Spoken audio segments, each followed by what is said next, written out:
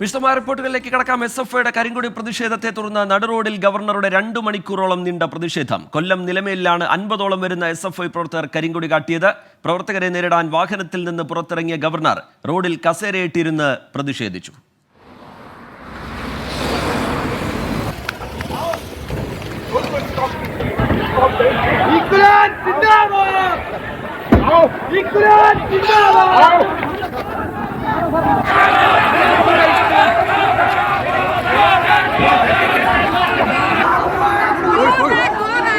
I won't go back.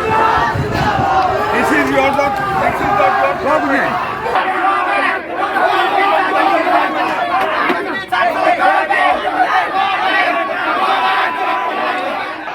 പ്രതിഷേധം അവസാനിപ്പിക്കണമെന്ന DGPയുടെ നിർദ്ദേശം governor തള്ളി. DGPയുമായി ഫോണിൽ സംസാരിച്ചെങ്കിലും അനുനയത്തിന് ഗവർണർ തയ്യാറായില്ല. Giving protection and surely not without. I have seen with my own eyes. What no? I have seen with my own eyes. I have seen. I don't want to argue with you. He is standing with them. Even last time I asked you a question. If Chief Minister is passing on this road, will you allow 50 people to collect there and hit the car? No, this has to be settled today. I am not going to move from here. I am not going to move from here. You are making the Gundas rule the roads of Kerala. I am not going to tolerate it. Yes, I don't want to argue, please. Something which I have seen with my own eyes, I don't want to argue with you. കരിങ്കൊടി കാട്ടിയ പ്രവർത്തകർക്കെതിരെ കേസെടുത്തെന്നുറപ്പിച്ചുള്ള FIR കണ്ട ശേഷമാണ് governor പ്രതിഷേധം അവസാനിപ്പിച്ചത്. 17 SFI പ്രവർത്തകർക്കെതിരെ ജാമ്യമില്ലാ വകുപ്പ് പ്രകാരമാണ് കേസെടുത്തത്. പോലീസ് വീഴ്ചയെന്നാരോപിച്ച് കേന്ദ്ര ആഭ്യന്തര വകുപ്പിനും ഗവർണർ പരാതി നൽകിയിട്ടുണ്ട്. പ്രതിഷേധത്തിന് പിന്നിൽ മുഖ്യമന്ത്രിയെന്ന് ഗവർണർ ആരോപിച്ചു. പ്രതിഷേധത്തിൽ നിന്ന് പിന്നോട്ടില്ല എന്ന് SFIയും വ്യക്തമാക്കുന്നുണ്ട്. വിവരങ്ങളുമായി അരുൺരാജ്, ഒപ്പം തന്നെ ഷഫീദ് റാവുത്തർ എന്നിവർ ചേരുന്നുണ്ട്. ആദ്യം അരുൺരാജിലേക്ക്. അരുൺരാജ്, നാടകീയം, അസാധാരണം എന്നൊക്കെ വിശേഷിപ്പിക്കാവുന്ന തരത്തിലുള്ള ഗവർണറുടെ നടപടി, മുഖ്യമന്ത്രിക്കെതിരായ അതിരൂക്ഷ വിമർശനം, പോലീസിനുള്ള ശകാരം, അങ്ങനെ അസാധാരണമായ ഇടപെടലാണ് ഗവർണറുടെ ഭാഗത്തു നിന്നുണ്ടായത്. എന്താണ് നിലമേലിൽ കണ്ടത് അരുൺരാജ്?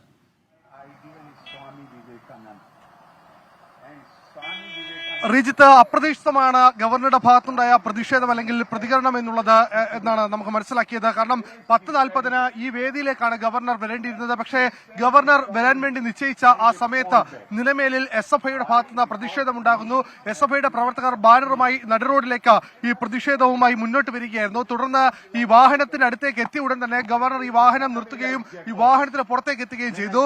ഈ ഗവർണറുടെ ഉണ്ടായിരുന്ന പോലീസ് അകമ്പടി വാഹനമാണ് ഒടുവിൽ ഈ പ്രതിഷേധക്കാരെ അവിടെ നിന്ന് നീക്കം ചെയ്തത്.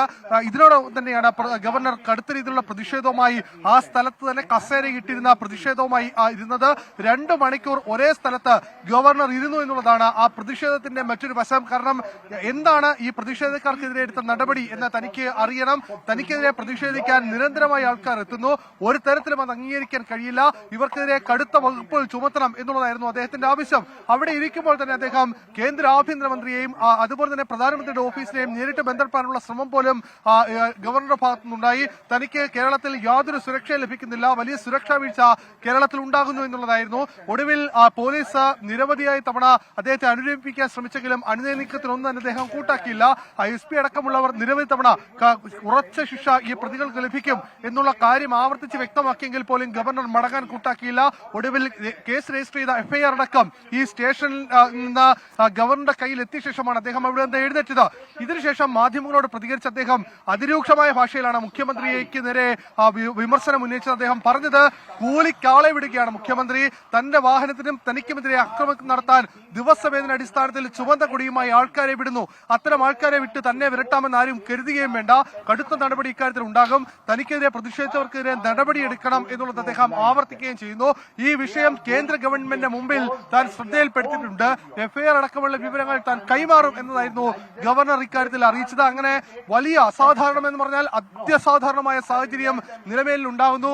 എന്ത് ചെയ്യണമെന്നറിയാതെ പോലീസ് ഉദ്യോഗസ്ഥർ കുഴയുന്ന കാഴ്ച പോലും നമ്മൾ നിലമേൽ കണ്ടതാണ്. ഒടുവിൽ റേഞ്ച് DIG R നിശാന്തിനെ അടക്കം സ്ഥലത്തെത്തിയെങ്കിലും ഗവർണർ ഒരു തരത്തിലും വഴങ്ങാൻ കൂട്ടാക്കിയില്ല. DGP നേരിട്ട് ഇക്കാര്യത്തിൽ അദ്ദേഹത്തിന് ഉറപ്പ് കൊടുത്തു പ്രതിഷേധക്കാർക്കെതിരെ ശക്തമായ നടപടി ഉണ്ടാകുമെന്ന്. പക്ഷെ അദ്ദേഹം പറഞ്ഞത് തന്റെ മുമ്പിലേക്ക് അതിനുള്ള തെളിവുകൾ എത്തണമെന്നുള്ളതായിരുന്നു. ഒടുവിൽ ഈ പരിപാടി സ്ഥലത്തേക്ക് ഈ FIR അടക്കമുള്ള വിവരങ്ങൾ ലഭിച്ചതിന്റെ അടിസ്ഥാനത്തിലാണ് അദ്ദേഹം പിന്നീട് പരിപാടി സ്ഥലത്തേക്ക് എത്തിയത്. എന്തായാലും ഇനിയും പ്രതിഷേധം തന്റെ വാഹനത്തിന് നേരെ ഉണ്ടായാൽ ഈ തന്റെ ഭാഗത്ത് നിന്ന് ഇതേ രീതിയിലുള്ള പ്രതിഷേധം ഉണ്ടാകും എന്നുള്ളത് അദ്ദേഹം അറിയിക്കുകയും ചെയ്തു. എന്തായാലും നിലവിൽ ഈ പരിപാടിയിൽ ഇപ്പോൾ അദ്ദേഹം സംസാരിച്ചുകൊണ്ടിരിക്കുകയാണ്. റീജിത്ത്, ശരി, R അരുൺരാജാണ് വിവരങ്ങൾ നൽകിക്കൊണ്ടിരിക്കുന്നത്. പോലീസ് വീഴ്ച എന്നാരോപിച്ച് കേന്ദ്ര ആഭ്യന്തര വകുപ്പിനും ഗവർണർ പരാതി നൽകിയിട്ടുണ്ട്. പ്രതിഷേധത്തിന് പിന്നിൽ മുഖ്യമന്ത്രിയെന്ന് ഗവർണർ ആരോപിക്കുന്നു. ഗവർണറുടെ പ്രതികരണം കാണാമിനി. It is the Chief Minister of the state who is promoting lawlessness in the state. It is he who is giving directions to the police to give protection to these lawbreakers, who are, many of them are those against whom number of criminal cases are pending in the courts, including the president of the organization. I believe more than 40 cases are pending. പ്രതിഷേധത്തിൽ നിന്ന് പിന്നോട്ടില്ല എന്ന് SFIയും വ്യക്തമാക്കുന്നുണ്ട്. ഗവർണറുടെ പ്രതിഷേധത്തെക്കുറിച്ചുള്ള പ്രതികരണം മുഖ്യമന്ത്രി പക്ഷേ ചിരിയിൽ ഒതുക്കി.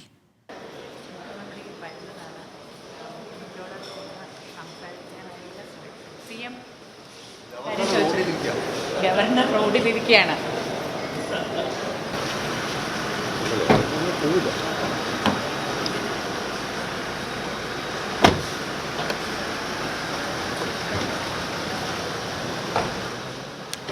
ഷഫീദ് റാവുത്തർ കൂടി ചേരുന്നുണ്ട് വിവരങ്ങളുമായി. ഷഫീദി, നയപ്രഖ്യാപന പ്രസംഗത്തിലെ ഗവർണറുടെ അസാധാരണ നടപടി, അതിന് പിന്നാലെ ഗവർണറുമായി പുതിയ പോർമുഖം തുറക്കേണ്ടതില്ല എന്നൊരു വിലയിരുത്തൽ സർക്കാരിനുണ്ടായിരുന്നെങ്കിലും ഇന്ന് നടന്ന സംഭവങ്ങൾ, ഇന്ന് നടന്ന നാടകീയ രംഗങ്ങൾ, അതിന് പിന്നാലെ ഗവർണർക്കെതിരെ വിമർശനം കടുപ്പിക്കുന്നുണ്ട് മന്ത്രിമാർ. സർക്കാരും ഇനി വിട്ടുവീഴ്ച വേണ്ട, ഇക്കാര്യത്തിൽ ഗവർണർക്കെതിരെ അതിരൂക്ഷമായ വിമർശനം തുടരാം എന്നൊരു നിലപാടിലേക്കാണോ പോകുന്നത്? മുഖ്യമന്ത്രിയുടെ പ്രതികരണം നൽകുന്ന സൂചന എന്താണ് ഷഫീദ്?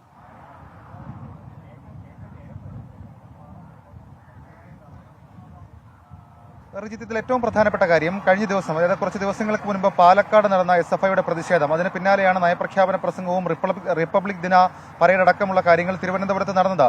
അന്നേ ഗവർണർ ഉറപ്പിച്ചതാണ് ഇനിയൊരു പ്രതിഷേധമുണ്ടായാൽ അക്കാര്യത്തിൽ സർക്കാരിനെ അടക്കം പ്രതിരോധത്തിലാക്കിക്കൊണ്ട് ഇതൊരു ദേശീയ ശ്രദ്ധ ആകർഷിക്കുന്ന വിഷയമാക്കി തന്റെ സുരക്ഷയടക്കം സംസ്ഥാനത്ത് വെല്ലുവിളിക്കപ്പെടുകയാണ് എന്നുള്ള ധാരണ അത് ദേശീയ തലത്തിലടക്കം ശ്രദ്ധയാക്കുക അല്ലെങ്കിൽ അത് ചർച്ചയാക്കുക എന്നുള്ളത് ഗവർണർ ആലോചിച്ചുറപ്പിച്ചത് തന്നെയാണ്. മാത്രമല്ല, കഴിഞ്ഞ കുറച്ച് ദിവസങ്ങളിലെ കാര്യങ്ങൾ നമ്മൾ പരിശോധിച്ച് നോക്കുകയാണെങ്കിൽ നയപ്രഖ്യാപന പ്രസംഗം അംഗീകരിച്ചെങ്കിലും ഗവർണർ അത് പൂർണ്ണമായും വായിച്ചില്ല, അവസാന ഭാഗം മാത്രമായി ഒതുക്കി.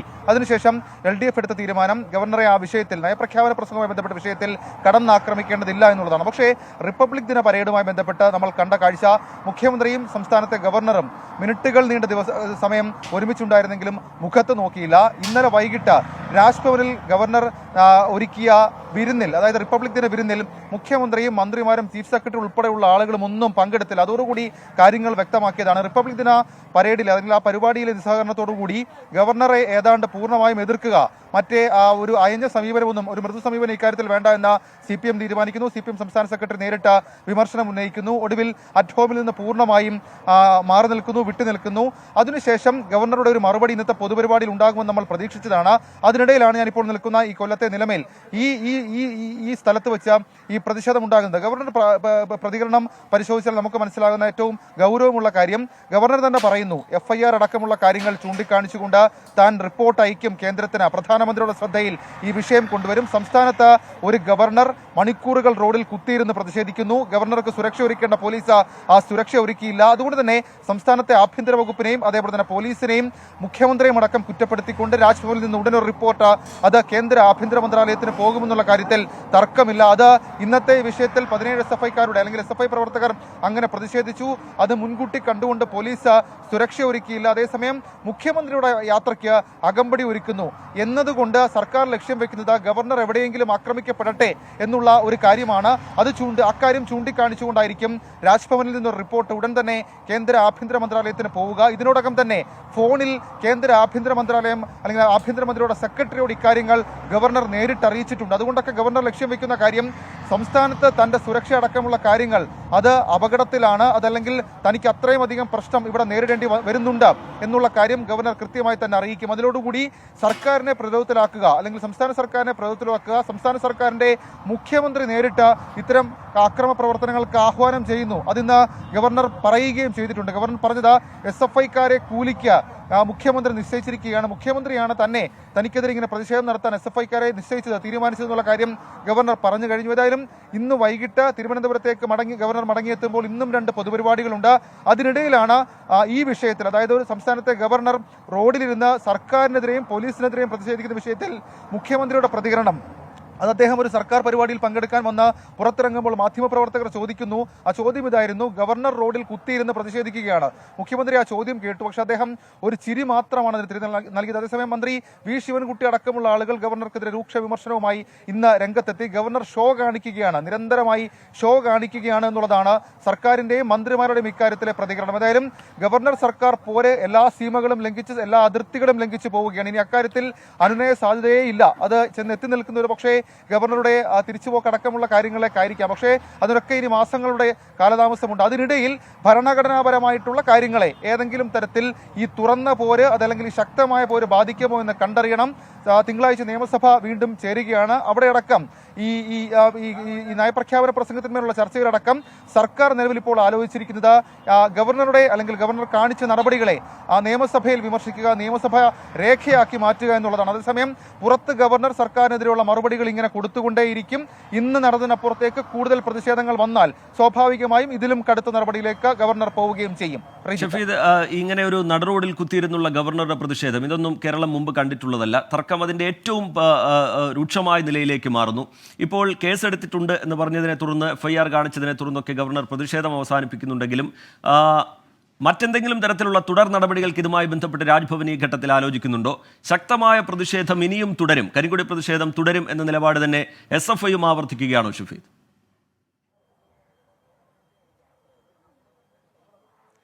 ഇതിലെ ഗൗരവമുള്ള കാര്യം, സംസ്ഥാനത്തിന്റെ ഭരണഘടനാ ഉത്തരവാദിത്വം നിർവഹിക്കേണ്ട തലവൻ, ആ തലവനാണ് ഗവർണർ. ആ ഗവർണർ തിരുവനന്തപുരത്ത് നമ്മൾ കണ്ട കാഴ്ച, SFI പ്രവർത്തകർ കരിങ്കൊടി പ്രതിഷേധം നടത്തിയപ്പോൾ, വാഹനം തടഞ്ഞപ്പോൾ ഗവർണർ SFI പ്രവർത്തകർക്കെതിരെയാണ് തിരിഞ്ഞത്. പക്ഷേ നിലമയിലേക്ക് അതെത്തുമ്പോൾ ഗവർണർ തിരിഞ്ഞത് SFI പ്രവർത്തകർക്കെതിരെയല്ല, മറിച്ച് മുഖ്യമന്ത്രിക്കെതിരെയാണ്, സർക്കാരിനെതിരെയാണ്, ആഭ്യന്തര വകുപ്പിനെതിരെയാണ്, പോലീസിനെതിരെയാണ്. സ്വാഭാവികമായും അതിന്റെ ഗ്രാവിറ്റി വലുതാണ് എന്നുള്ള കാര്യത്തിൽ തർക്കവുമില്ല. മാത്രവുമല്ല, ഇന്നലെ അറ്റ് ഹോം പരിപാടി, അതായത് ഗവർണറുടെ രാജ്ഭവനിലെ റിപ്പബ്ലിക് ദിന വിരുന്ന്, അത് സർക്കാർ പൂർണ്ണമായും ബഹിഷ്കരിച്ചതോടെ സ്വാഭാവികമായും ഗവർണർ ചില തുറന്നു പറച്ചിലുകൾ നടത്തും എന്ന് നമ്മൾ പ്രതീക്ഷിച്ചതാണ്. നമ്മൾ രാവിലെയൊക്കെ നമ്മളത് പറഞ്ഞതുമാണ്. പക്ഷേ ഒരു പ്രതിഷേധത്തിന്റെ രൂപത്തിൽ ഇക്കാര്യം വന്നപ്പോൾ ഗവർണർ പെട്ടെന്ന് പ്രതികരിച്ചു. അത് ആലോചിച്ചുറപ്പിച്ച പ്രതികരണമാണ് ഗവർണർ എന്നുള്ള കാര്യത്തിൽ തർക്കമൊന്നുമില്ല. കാരണം ഒരു പൊതുപരിപാടിയിൽ പങ്കെടുക്കാൻ പോകവേ തന്റെ സുരക്ഷ അടക്കം സംസ്ഥാനത്ത് പാലിക്കപ്പെടുന്നില്ല, സംരക്ഷിക്കപ്പെടുന്നില്ല, തനിക്ക് യാത്രാ സ്വാതന്ത്ര്യമില്ല, തന്റെ വാഹനത്തെ ഹിറ്റ് ചെയ്തു, വാഹനത്തിലേക്ക് പ്രതിഷേധക്കാർ വന്ന് ഹിറ്റ് ചെയ്തു എന്നാണ് അദ്ദേഹം പറഞ്ഞത്. അതടക്കം വലിയ തരത്തിലുള്ള വകുപ്പിലെടുക്കേണ്ട കേസാണ്. അതടക്കം ഉറപ്പിച്ചിട്ട് ആ FIR കയ്യിൽ വാങ്ങിയിട്ടാണ് ഗവർണറുടെ മടക്കം എന്നുള്ള കാര്യം ആലോചിക്കണം. അത് സ്വാഭാവികമായും പ്രധാനമന്ത്രിയിലേക്ക് പരാതി എത്തും, അല്ലെങ്കിൽ കേന്ദ്ര ആഭ്യന്തര പ്രസിഡന്റിലേക്ക് പരാതി എത്തും. അത് ദേശീയ ശ്രദ്ധയിലേക്ക് അക്കാര്യങ്ങൾ കൊണ്ടുവരിക, അതുവഴി സംസ്ഥാന സർക്കാരിനെ പ്രതിസന്ധിയിലാക്കുക എന്നുള്ള ലക്ഷ്യം സ്വാഭാവികമായും ഗവർണറെ സംബന്ധിച്ചിട്ടുണ്ട്. അത് അദ്ദേഹം ഇന്ന് തുറന്നു പറയുകയും ചെയ്തു. രാജ്ഭവൻ അങ്ങനെ ഒരു നീക്കത്തിലേക്ക് കടന്നിട്ടുണ്ടെന്ന് DGP അടക്കം അഭ്യർത്ഥിച്ചിട്ടും ആ പ്രതിഷേധം അവസാനിപ്പിക്കാൻ ഗവർണർ തീരുമാനിച്ചില്ല. ഗവർണർ പറഞ്ഞത് ആ FIR കൊണ്ടുവരുക, FIRലെ വകുപ്പുകൾ ഞാൻ കാണട്ടെ, അതടക്കം ലക്ഷ്യം വയ്ക്കുന്ന കാര്യം സ്വാഭാവികമായും ഒരു റിപ്പോർട്ട്, ഒരു പരാതി അത് കേന്ദ്ര ആഭ്യന്തര മന്ത്രാലയത്തിലേക്ക് എത്തിക്കുക എന്നുള്ളതാണ്. ഇന്ന് ഗവർണർ തലസ്ഥാനത്തേക്ക് മടങ്ങിയെത്തുമ്പോൾ സ്വാഭാവികമായും കുറച്ചുകൂടി രൂക്ഷമായി, ഇനിയും രൂക്ഷമായ ഭാഷ ഉണ്ടോ എന്ന് അറിയില്ല. കാരണം സംസ്ഥാനത്തെ മുഖ്യമന്ത്രിയും ഗവർണറും, അല്ലെങ്കിൽ സർക്കാരും ഗവർണറും 2 തട്ടിൽ എന്നതിനപ്പുറത്തേക്ക് അവർക്ക് ഇടയിൽ ഏതെങ്കിലും തരത്തിലൊരു വിവരങ്ങൾ നൽകുകയായിരുന്നു. എന്തായാലും തർക്കം ഏറ്റവും രൂക്ഷമായ നിലയിലേക്ക് പോകുന്നു. പിന്നാലെ രാഷ്ട്രീയ പ്രതികരണങ്ങളും സജീവമാകുന്നു. കേരളത്തെ വെല്ലുവിളിക്കുകയാണ് ഗവർണറെന്ന് മന്ത്രി വി ശിവൻകുട്ടി പറഞ്ഞു. മുഖ്യമന്ത്രിയും DGPയും പ്രതിഷേധം നടക്കുന്ന സ്ഥലത്തെത്തണമെന്ന വിചിത്രമായ ആവശ്യമാണ് ഗവർണർ മുന്നോട്ട് വെച്ചത്. സമരം ജനാധിപത്യ വിരുദ്ധമല്ല എന്നും ക്രമസമാധാന പ്രശ്നമുണ്ടെങ്കിൽ പോലീസ് കൈകാര്യം ചെയ്യുമെന്നും മന്ത്രി വി ശിവൻകുട്ടി വ്യക്തമാക്കി. കേരളത്തിലെ ഇടതുപക്ഷ ജനാധിപത്യ മുന്നണി ഗവൺമെൻറ് തിരഞ്ഞെടുക്കപ്പെട്ട ഒരു ഗവൺമെൻറ്റാണ്. ജനങ്ങൾ വോട്ട് ചെയ്ത് തിരഞ്ഞെടുക്കപ്പെട്ട ഗവൺമെൻറ്റാണ്.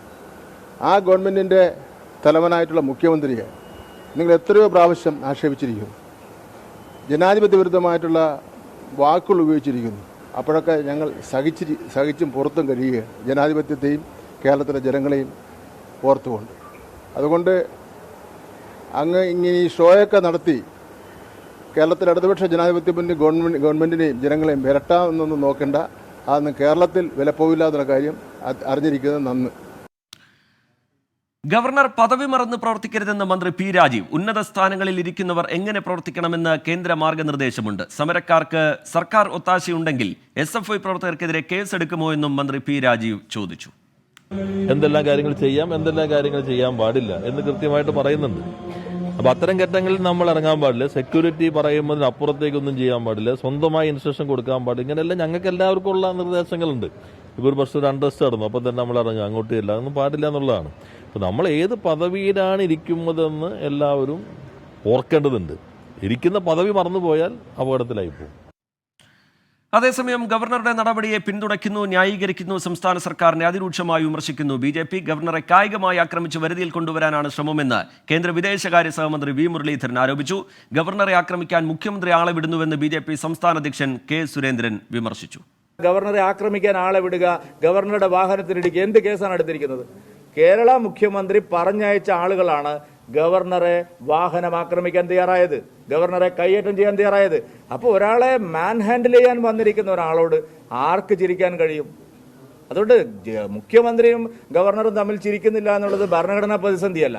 ഭരണഘടനാ പ്രതിസന്ധി ഒഴിവാക്കാനാണ് നയപ്രഖ്യാപനം വായിച്ചത്. ഗവർണർക്കെതിരെ പ്രതിഷേധിച്ച SFI പ്രവർത്തകർക്കെതിരെ കേസെടുക്കാത്തത് പ്രതിഷേധാർഹമെന്നായിരുന്നു UDF കൺവീനർ MM ഹസന്റെ പ്രതികരണം. മുഖ്യമന്ത്രിക്കെതിരെ കരിങ്കൊടി കാണിച്ചാൽ മർദ്ദനമെന്നും എന്നാൽ ഗവർണർക്കെതിരെ പ്രതിഷേധിച്ചാൽ പോലീസിന്റെ സംരക്ഷണമെന്നും MM ഹസൻ ആരോപിച്ചു. ഗവർണറുടെ ആശയങ്ങളോടും ഗവർണറുടെ നിലപാടുകളോടും ഞങ്ങൾക്ക് യാതൊരു യോജിപ്പില്ല. ഗവർണർ ഇത്തവണ നിയമസഭയിൽ നടത്തിയ പ്രസംഗം നിയമസഭയോടുള്ള പ്രസംഗം നടത്താതിരുന്ന അവഹേളനമാണ്. ഗവർണർ കണ്ണൂർ സർവകലാശാലയിൽ വൈസ് ചാൻസലറെ വെച്ചത് മുഖ്യമന്ത്രിയുടെ സമ്മർദ്ദം കൊണ്ടാണെങ്കിലും അത് ഗവർണർ പദവിക്ക് കളങ്കമുണ്ടാക്കിയ സംഭവങ്ങളാണ്. പക്ഷേ ഒരു ഗവർണറെ ഈ ഗുഡ് ആഫ്റ്റർനൂണിലേക്ക് വീണ്ടും ഇടവേള കഴിഞ്ഞ് തിരികെ എത്തുമ്പോൾ കമന്റ് ബോക്സിലേക്ക് ഒന്ന് വളരെ വേഗത്തിൽ പോയാൽ ഒരുപാട് പ്രേക്ഷകർ ഗുഡ് ആഫ്റ്റർനൂൺ പറയുന്നു. ജോസ്വിൻ ജോസഫ്, ജാസ്മിൻ ജെയ്വിൻ, ഇർഷാദ് പുൽവട്ട, റിൻസി ഇമാനുവൽ, അഞ്ജന എസ്, ആമിന എസ്, ലിനീഷ് ബാബു, ഗ്രേഡ് സി സെബാസ്റ്റ്യൻ, കുഞ്ഞി മുഹമ്മദ്, ബ്ലസ്സി എൽദോ, ജിജു ഡാനിയൽ, അതുപോലെ ഷെമി സുലൈമാൻ, നൌഷാദ് കെ, ബെന്നി കോശി, ഇങ്ങനെ ഇവരൊക്കെ ഗുഡ് ആഫ്റ്റർനൂൺ പറയുന്നുണ്ട്. ഒപ്പം തന്നെ ഗവർണറും സർക്കാരും തമ്മിലുള്ള പോരുമായി ബന്ധപ്പെട്ട് ഗവർണറെ പിന്തുണച്ച് സർക്കാരിനെ പിന്തുണച്ചൊക്കെയുള്ള പ്രതികരണങ്ങൾ കാണാൻ കഴിയുന്നുണ്ട്. ധന്യ VR ഗുഡ് ആഫ്റ്റർനൂൺ പറയുന്നു. സുലൈമാൻ അബ്ദുൽ ഖാദർ ഗുഡ് ആഫ്റ്റർനൂൺ പറയുന്നുണ്ട്. ഗവർണറുടെ നടപടിയാണ് ശരി എന്ന് പറയുന്നു രാഹുൽ ചന്ദ്രൻ എന്ന് പറയുന്ന പ്രേക്ഷകൻ. ഷാജി കെ ഗുഡ് ആഫ്റ്റർനൂൺ പറയുന്നു. Dhanya M, Joby PV good afternoon പറയുന്നു. കീർത്തി PS ഗുഡ് ആഫ്റ്റർനൂൺ പറയുന്നു. അതുപോലെ ഗവർണറെ പിന്തുണയ്ക്കുന്നു ഡിജിറ്റൽ ഫ്ലക്സ് എന്ന് പറയുന്ന ഐഡിയിൽ നിന്ന്. അലി മണ്ണാർക്കാട് ഗുഡ് ആഫ്റ്റർനൂൺ പറയുന്നുണ്ട്. ഹാഷ്മി എവിടെയെന്ന് ചോദിക്കുന്ന പ്രേക്ഷകരും ഒരുപാടുണ്ട്. ധന്യ VR ഗുഡ് ആഫ്റ്റർനൂൺ പറയുന്നുണ്ട്. ഇതെല്ലാം നാടകമല്ലേ എന്ന് സുന്ദർരാജിനെ പോലുള്ള പ്രേക്ഷകർ ചോദിക്കുന്നു. അതുപോലെ ഗവർണറെ പിന്തുണച്ചുകൊണ്ടുള്ള പ്രതികരണങ്ങൾ, അതുപോലെ സർക്കാരിനെ പിന്തുണച്ചുകൊണ്ടുള്ള പ്രതികരണങ്ങളൊക്കെ ഒരുപാട് കാണാൻ കഴിയുന്നുണ്ട്. ഒരുപാട് പ്രതികരണങ്ങൾ ഉള്ളതുകൊണ്ട് ചിലതൊക്കെ വായിക്കാൻ വിട്ടുപോയിട്ടുണ്ടാകും. പ്രേക്ഷകർ അവരുടെ അഭിപ്രായങ്ങൾ രേഖപ്പെടുത്തുന്നത് തുടരുക. വിവിധ വാർത്തകളുമായി ബന്ധപ്പെട്ട് അടുത്ത റിപ്പോർട്ടിലേക്ക് നമ്മൾ കടക്കുന്നു. ബീഹാറിൽ NDA സഖ്യ സർക്കാരിന് സാധ്യതയേറി.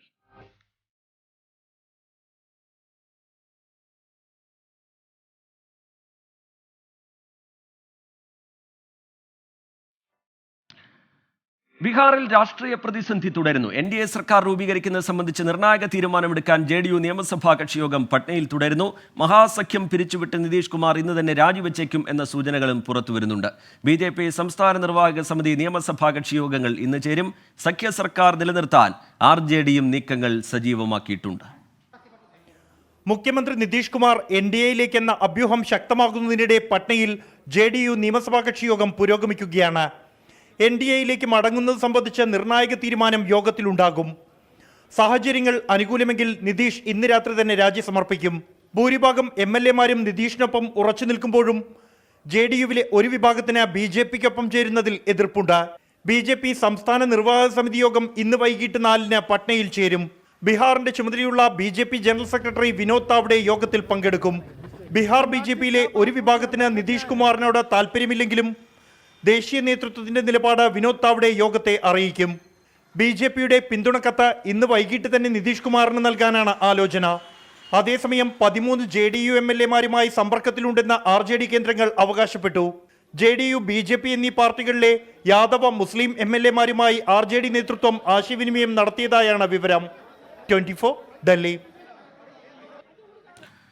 മഹാസഖ്യം വിടുന്ന നിതീഷ് കുമാർ തന്നെ NDA സർക്കാരിൽ മുഖ്യമന്ത്രിയാകും. BJPക്ക് 2 ഉപമുഖ്യമന്ത്രി പദവികൾ ഉണ്ടാകും. സ്പീക്കർ പദവിയും BJPക്ക് ലഭിക്കും. എന്നാൽ നിതീഷ് ഇന്ത്യ സഖ്യം വിടുന്നതായി അറിയിച്ചിട്ടില്ലെന്ന് AICC അധ്യക്ഷൻ മല്ലികാർജ്ജുൻ ഖാർഗെ പ്രതികരിച്ചു. ബൽറാം നെടുങ്ങാടി വിവരങ്ങളുമായി ഡൽഹിയിൽ നിന്ന് ചേരുന്നുണ്ട്. ബൽറാം, ഇന്ത്യൻ രാഷ്ട്രീയം ബീഹാറിലേക്ക് ഉറ്റുനോക്കുകയാണ്. ഏതൊക്കെ തരത്തിലുള്ള നാടകീയമായ നീക്കങ്ങളാണ് ഏറ്റവും ഒടുവിലായി ഉണ്ടാകുന്നത്? BJPയും JDUവും തമ്മിൽ ഇപ്പോൾ രൂപപ്പെട്ടിരിക്കുന്ന ധാരണ സർക്കാരുമായി ബന്ധപ്പെട്ട് ഏത് തരത്തിലാണ്? കോൺഗ്രസ് ഇതിനെ എങ്ങനെയാണ് നോക്കിക്കാണുന്നത് എന്നുള്ളത് ശ്രദ്ധേയമാണ്. കോൺഗ്രസ് ക്യാമ്പിൽ നിന്നുള്ള പ്രതികരണങ്ങളും എങ്ങനെ, ബൽറാം?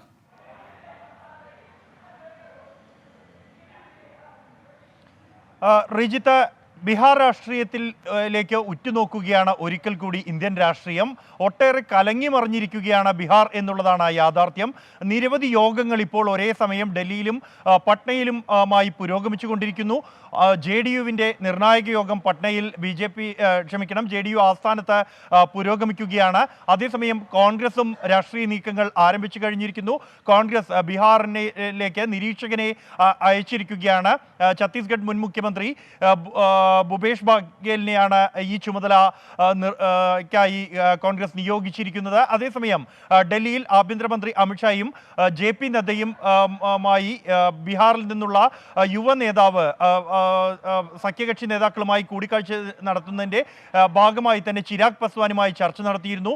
നിതീഷ് NDAയിലേക്ക് തിരിച്ചെത്തുന്നതിൽ താല്പര്യമില്ലാത്ത ഒരു നേതാവാണ് ചിരാഗ് പസ്വാൻ. ആദ്യഘട്ടത്തിൽ അദ്ദേഹം BJPയുടെ തീരുമാനം അംഗീകരിക്കാമെന്ന് അറിയിച്ചിരുന്നെങ്കിലും കഴിഞ്ഞ ദിവസം അദ്ദേഹം അതായത് നിതീഷ് മുഖ്യമന്ത്രിയാകുന്നതിന് ചിരാഗിന് താല്പര്യമില്ല എന്നാണ് ഏറ്റവും ഒടുവിൽ അദ്ദേഹവുമായി ബന്ധപ്പെട്ട കേന്ദ്രങ്ങൾ അറിയിച്ചിരിക്കുന്നത്. ഇക്കാര്യങ്ങൾ ചർച്ച ചെയ്യുന്നതിനായാണ് ഇത്തരത്തിൽ ഒരു യോഗം വിളിച്ച് ചേർത്തിരിക്കുന്നത്. ഇത് വിശദമായി തന്നെ ചർച്ച ചെയ്യും. ഒപ്പം തന്നെ JDUവിൻ്റെ യോഗം നിതീഷ് കുമാർ വിളിച്ചു ചേർത്തെങ്കിലും ഈ യോഗത്തിലേക്ക് 12 MLA-മാർ എത്തിയിട്ടില്ല എന്നാണ് അറിയാൻ കഴിയുന്നത്. ഇവരെ ഫോണിൽ ബന്ധപ്പെടാനും കഴിയുന്നില്ല എന്ന വിവരമാണ് ഏറ്റവും ഒടുവിൽ ലഭിക്കുന്നത്. നേരത്തെ തന്നെ 13 MLA-മാർ തങ്ങളുമായി സമ്പർക്കത്തിൽ ഉണ്ട് എന്ന് RJD അവകാശപ്പെട്ടിരുന്നു. സഖ്യ സർക്കാർ തകരുകയാണെങ്കിൽ പോലും തേജസ് യാദവിനെ മുഖ്യമന്ത്രിയാക്കിക്കൊണ്ട് JDUവിൽ നിന്നും BJPയിൽ നിന്നും അംഗങ്ങളെ അടർത്തിയെടുത്ത് സർക്കാരിനെ സംരക്ഷിക്കാനുള്ള ഒരു നീക്കം RJDയുടെ നേതൃത്വത്തിൽ സജീവമായി തന്നെ പുരോഗമിച്ചുകൊണ്ടിരിക്കുന്നുണ്ട്. എന്നാൽ അതിന് തടസ്സമായി നിൽക്കുന്ന ഒരു പ്രധാന കാര്യം എന്നുള്ളത് കോൺഗ്രസിൽ നിന്നും വലിയൊരു വിഭാഗം MLA-മാർ തങ്ങളോടൊപ്പം വരുമെന്ന അവകാശവാദം BJP നേതൃത്വവും ഉന്നയിച്ചിട്ടുണ്ട് എന്നുള്ളതാണ്. ഇത്തരത്തിൽ കലങ്ങി മറിഞ്ഞിരിക്കുകയാണ് സാഹചര്യങ്ങൾ. ഇന്ന് ചേരുന്ന യോഗങ്ങൾ ഇതിൽ ഏറെ നിർണായകമാണ്. നിലവിൽ BJPയുമായി നിതീഷ് കുമാർ ഉണ്ടാക്കിയിരിക്കുന്ന ധാരണ നിതീഷ് തന്നെ മുഖ്യമന്ത്രിയായി തുടരും.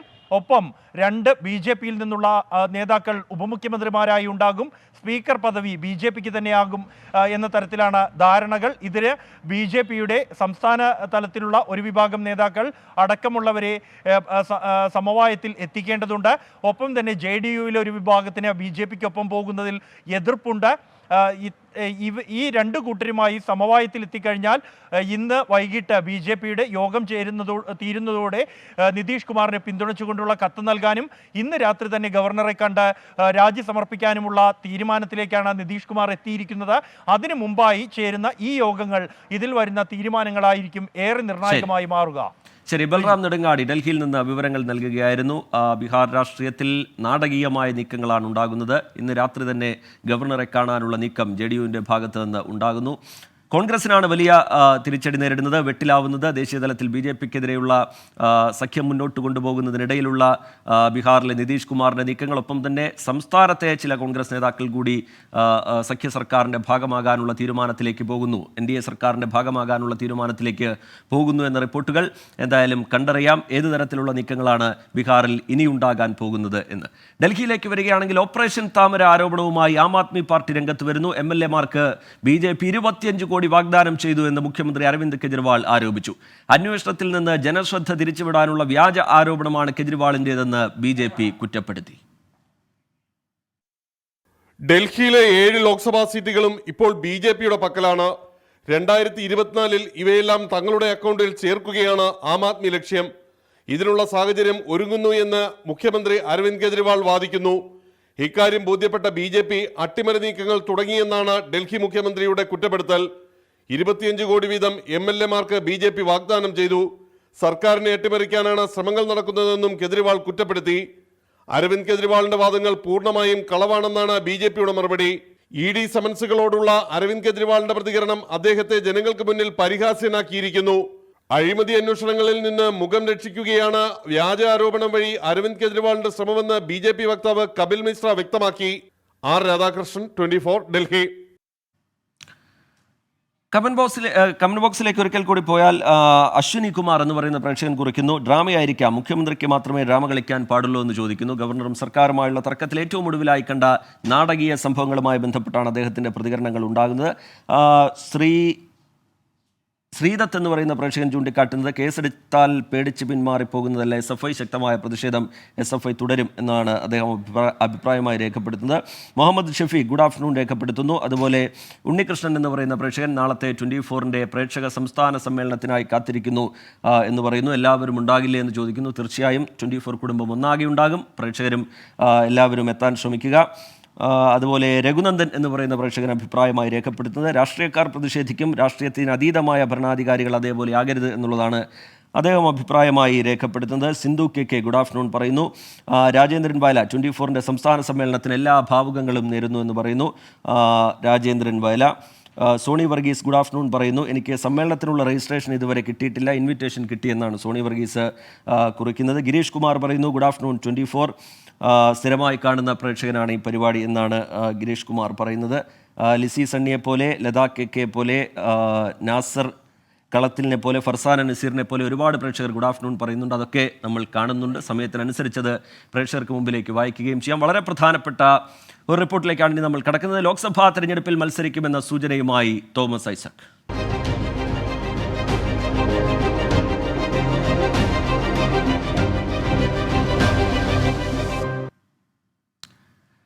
ലോക്സഭാ തെരഞ്ഞെടുപ്പിൽ മത്സരിക്കാനൊരുക്കമെന്ന് മുൻ ധനമന്ത്രി ഡോക്ടർ TM തോമസ് ഐസക്. 24-ന്റെ firing line with KR Gopikrishnan എന്ന അഭിമുഖത്തിലാണ് പ്രതികരണം.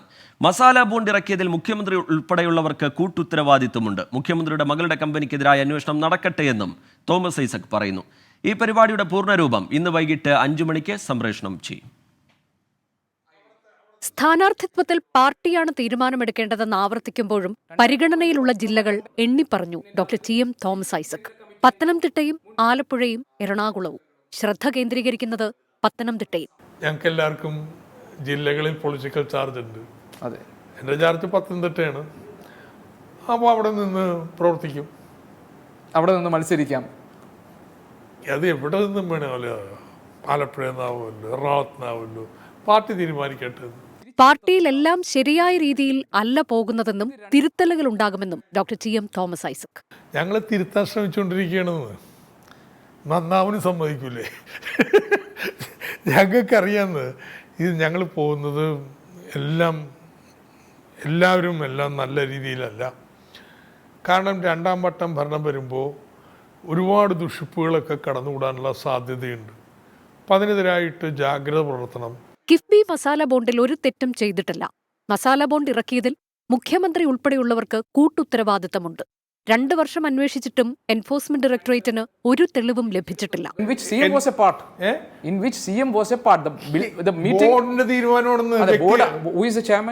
ആര് ചെയർമാനായാലും തീരുമാനമല്ലേ, അല്ലാതെ മന്ത്രി വ്യക്തിപരമായി എടുക്കുന്നുണ്ടോ? CM-ന്റെ കാര്യത്തിലും എക്സ് ഒഫീഷ്യോ പൊസിഷനാണ്. ഗവർണർ നയപ്രഖ്യാപന പ്രസംഗം ചുരുക്കിയത് സഭയോടും സർക്കാരിനോടുമുള്ള അവഹേളനമാണ്. ഇതൊരാളോടും ചിരിക്കുക പോലും ചെയ്യാതെ, അഭിവാദ്യം ചെയ്യാതെ കയറുന്നു, ഒരു വാചകം വായിക്കുന്നു, ഇറങ്ങിപ്പോകുന്നു. ഇത് നിയമസഭയോടുള്ള അവഹേളനമാണ്. കേന്ദ്രത്തിനെതിരായ സമരത്തിൽ വെള്ളം ചേർത്തിട്ടില്ല. ഡൽഹിയിൽ മുഖ്യമന്ത്രിയും മന്ത്രിമാരും പോകുന്നത് സമരത്തിന് തന്നെയെന്നും ഡോക്ടർ TM തോമസ് ഐസക് പറഞ്ഞു. കരുവന്നൂരിലെ തട്ടിപ്പുകാർ ശിക്ഷിക്കപ്പെടണമെന്ന് പറഞ്ഞ ഡോക്ടർ TM തോമസ് ഐസക് മുഖ്യമന്ത്രിയുടെ മകളുടെ കമ്പനിക്കെതിരായ അന്വേഷണം നടക്കട്ടെയെന്നും 24-നോട് പറഞ്ഞു. News desk 24. കേരള കോൺഗ്രസ് എമ്മിലേക്ക് മടങ്ങി ജോണി നെല്ലൂർ.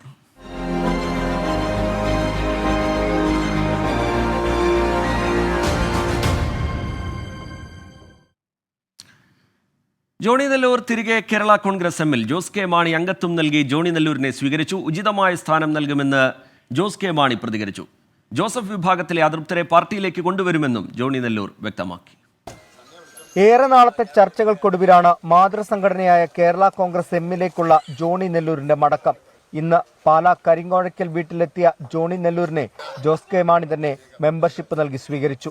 സ്ഥാനമാനങ്ങൾ ആവശ്യമില്ലെന്ന് ജോണി നെല്ലൂർ പറയുമ്പോഴും ഉചിതമായ സ്ഥാനം നൽകുമെന്നും ജോസ് കെ മാണി.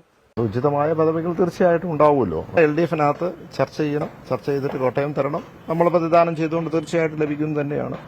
ഏതൊക്കെയാലും വളരെ സമാധാനത്തോടു കൂടിയേ ഞങ്ങളുടെ പാർട്ടി പോകും. ജോസഫ് ഗ്രൂപ്പിൽ ഇനിയും അതൃപ്തരുണ്ടെന്നും അവരെ പാർട്ടിയിലേക്ക് കൊണ്ടുവരുമെന്നും ജോണി നെല്ലൂരും പറഞ്ഞു. ഈ പ്രസ്ഥാനത്തിന്റെ ശക്തി കൂടുതൽ വ്യാപിപ്പിക്കുവാനും കൂടുതൽ ആളുകളെ ഈ പ്രസ്ഥാനത്തിലേക്ക് കൊണ്ടുവരുവാനും ഉള്ള പരിശ്രമമായിരിക്കും ഇനി ഞാൻ ചെയ്യുന്നത്. ഇപ്പോഴത്തെ എൻ്റെ അവസ്ഥ പാർലമെന്ററി മോഹങ്ങളൊന്നുമില്ല, സ്ഥാനമാനങ്ങളൊന്നും മോഹിക്കുന്നില്ല. പാർട്ടിയിലെ ഒരു സാധാരണ മെമ്പറായി പ്രവർത്തിക്കാൻ ഞാൻ ആഗ്രഹിക്കുന്നു. ജോണി നെല്ലൂരിന്റെ കടന്നുവരവ് LDF-ന് ഗുണം ചെയ്യും എന്നാണ് കേരള കോൺഗ്രസ് എമ്മിന്റെ വിലയിരുത്തൽ. UDF നേതാക്കളുടെ അവഗണനയിൽ പ്രതിഷേധിച്ച് കേരള കോൺഗ്രസ് വിട്ട Johnny Nelloor national progressive party എന്ന പേരിൽ പുതിയ പാർട്ടി രൂപീകരിച്ചെങ്കിലും സജീവ രാഷ്ട്രീയത്തിൽ നിന്ന് വിട്ടുനിൽക്കുകയായിരുന്നു. 24 കോട്ടയം. UDF-ൽ സീറ്റ് ആവശ്യപ്പെട്ടതിന് പിന്നാലെ കേരള കോൺഗ്രസിൽ സ്ഥാനാർത്ഥി മോഹവുമായി നേതാക്കൾ. സ്ഥാനാർത്ഥിയാക്കണമെന്ന് കേരള കോൺഗ്രസ് കോട്ടയം ജില്ലാ പ്രസിഡന്റ് സജി മഞ്ഞക്കടമ്പിൽ PJ ജോസഫിനോട് ആവശ്യപ്പെട്ടു. കേരള കോൺഗ്രസ് എമ്മിൽ തർക്കങ്ങളില്ല എന്നാണ് ജോസ് കെ മാണിയുടെ പ്രതികരണം. കഴിഞ്ഞ ദിവസം ഔദ്യോഗികമായി UDF-നോട് കേരള കോൺഗ്രസ് കോട്ടയം സീറ്റ് ചോദിച്ചതോടെയാണ് നേതാക്കൾ അവകാശവാദവുമായി രംഗത്തെത്തിയത്. മത്സരിക്കാൻ തയ്യാറാണെന്ന് ആദ്യം പറഞ്ഞത് PC തോമസ്, പിന്നാലെ എത്തിയത് KM മാണിയുടെ മരുമകൻ MP ജോസഫ്. ഫ്രാൻസിസ് ജോർജും സജീവമായതോടെയാണ് കോട്ടയം ജില്ലാ പ്രസിഡന്റും UDF ജില്ലാ ചെയർമാനുമായ സജി മഞ്ഞക്കടമ്പിലും PJ ജോസഫിനോട് സീറ്റ് ആവശ്യപ്പെട്ടത്. ലോക്സഭാ തെരഞ്ഞെടുപ്പിൽ തീർച്ചയായിട്ടും ജില്ലാ പ്രസിഡന്റ് എന്ന നിലയിലും UDF ജില്ലാ ചെയർമാൻ എന്ന നിലയിലും മത്സരിക്കണമെന്നുള്ള ആഗ്രഹം ഞാൻ പാർട്ടി ചെയർമാനെ അറിയിച്ചിട്ടുണ്ട്. ഏതായാലും UDF-മായി ചർച്ച പൂർത്തീകരിച്ചതിന് ശേഷം അത് ആലോചിക്കാമെന്ന് തന്നെയാണ് പറഞ്ഞിരിക്കുന്നത്. സീറ്റിനു വേണ്ടി ജോസഫ് ഗ്രൂപ്പ് നേതാക്കൾ തമ്മിലടിക്കുകയാണെന്ന് ജോസ് കെ മാണി. ഇന്ന് രാവിലെ ഉണ്ടാകുന്ന വാർത്തകൾ ചാനലിനകത്തൊക്കെ സ്ഥാനാർത്ഥി അത് വേണം ഇത് വേണം എന്നൊക്കെ പറഞ്ഞു. ഞാൻ അതിലേക്ക് കിടക്കുന്നില്ല, അവരുടെ ആഭ്യന്തര കാര്യം. പക്ഷെ ഞാൻ പറഞ്ഞത് അതൊക്കെയാണ് ഇവിടുത്തെയുള്ള ഓരോ പ്രശ്നങ്ങൾ. കൂടുതൽ നേതാക്കൾ അവകാശവാദം ഉന്നയിച്ചതോടെ അടുത്ത ദിവസം ചേരുന്ന കേരള കോൺഗ്രസ് നേതൃയോഗം നിർണായകമാകും. 24 കോട്ടയം. BJP സംസ്ഥാന അധ്യക്ഷൻ K സുരേന്ദ്രൻ നയിക്കുന്ന NDA കേരള പദയാത്രയ്ക്ക് ഇന്ന് കാസർഗോട്ട് തുടക്കമാകും. തളിപ്പടുപ്പ് മൈതാനിയിൽ ഗോവ മുഖ്യമന്ത്രി പ്രമോദ് സാവന്ത് ഉദ്ഘാടനം ചെയ്യും. മോദി ഗ്യാരണ്ടി പുതിയ കേരളം എന്നതാണ് പദയാത്രയുടെ മുദ്രാവാക്യം. ലോക്സഭാ തെരഞ്ഞെടുപ്പ് പ്രചാരണം കൂടുതൽ ശക്തമാക്കുകയാണ് ലക്ഷ്യം. കേന്ദ്ര നേട്ടങ്ങൾക്ക് പ്രചാരണം നൽകുന്നതിനൊപ്പം സംസ്ഥാന സർക്കാരിനെതിരെയുള്ള വിമർശനം കടുപ്പിക്കും.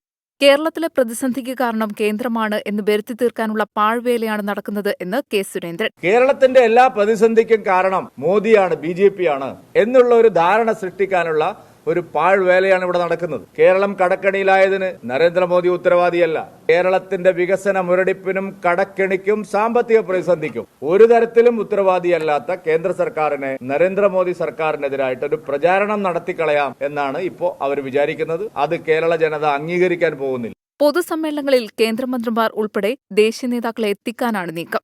ഫെബ്രുവരി 12-ന് തിരുവനന്തപുരത്തെ പദയാത്ര കേന്ദ്ര ആഭ്യന്തരമന്ത്രി അമിത്ഷാ ഉദ്ഘാടനം ചെയ്യും. മണ്ഡലങ്ങളിൽ മതസാമൂഹിക സാംസ്കാരിക രംഗത്തെ പ്രമുഖരുമായി K സുരേന്ദ്രൻ കൂടിക്കാഴ്ച നടത്തും.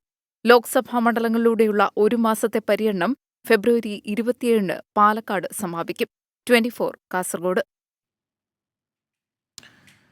ചെറിയൊരു ഇടവേളയിലേക്ക് കൂടി പോകാനുള്ള സമയമായിരിക്കുകയാണ്. അതിനു മുമ്പ് ഒരിക്കൽ കൂടി കമന്റ് ബോക്സിലേക്ക് പോയാൽ 24-ന്റെ പ്രേക്ഷക സംസ്ഥാന സമ്മേളനത്തിന് ആശംസകൾ നേരുന്നു ആന്റണി വർഗീസിനെ പോലുള്ള പ്രേക്ഷകർ. മെഹ്ന ലത്തീഫ് എന്ന് പറയുന്ന പ്രേക്ഷകർ പറയുന്നു 24-ന്റെ സ്ഥിരം പ്രേക്ഷകരാണവർ. രാത്രിയുള്ള പോലീസ് ഡയറിയും കണ്ടു കഴിഞ്ഞാണ് ഉറങ്ങാറ് എന്ന് പറയുന്നു. സന്തോഷം. അതുപോലെ ബെന്നി സെബാസ്റ്റ്യൻ നാളത്തെ 24-ന്റെ പ്രേക്ഷക സംസ്ഥാന സമ്മേളനത്തിന് ആശംസകൾ നേരുന്നുണ്ട്. ഷിബു KV ഗുഡ് ആഫ്റ്റർനൂൺ പറയുന്നു. ഗവർണർക്ക് ഇത്ര പേടിയാണോ പ്രതിഷേധങ്ങളെ എന്നാണ് ഉദയൻസ് എന്ന് പറയുന്ന ഐഡിയിൽ നിന്ന് അഭിപ്രായമായി രേഖപ്പെടുത്തുന്നത്. അതേസമയം തന്നെ ഗവർണറെ പിന്തുണച്ചുകൊണ്ടുള്ള ഒരുപാട് പ്രതികരണങ്ങളും കമൻറ്റ് ബോക്സിൽ കാണാൻ കഴിയുന്നുണ്ട്.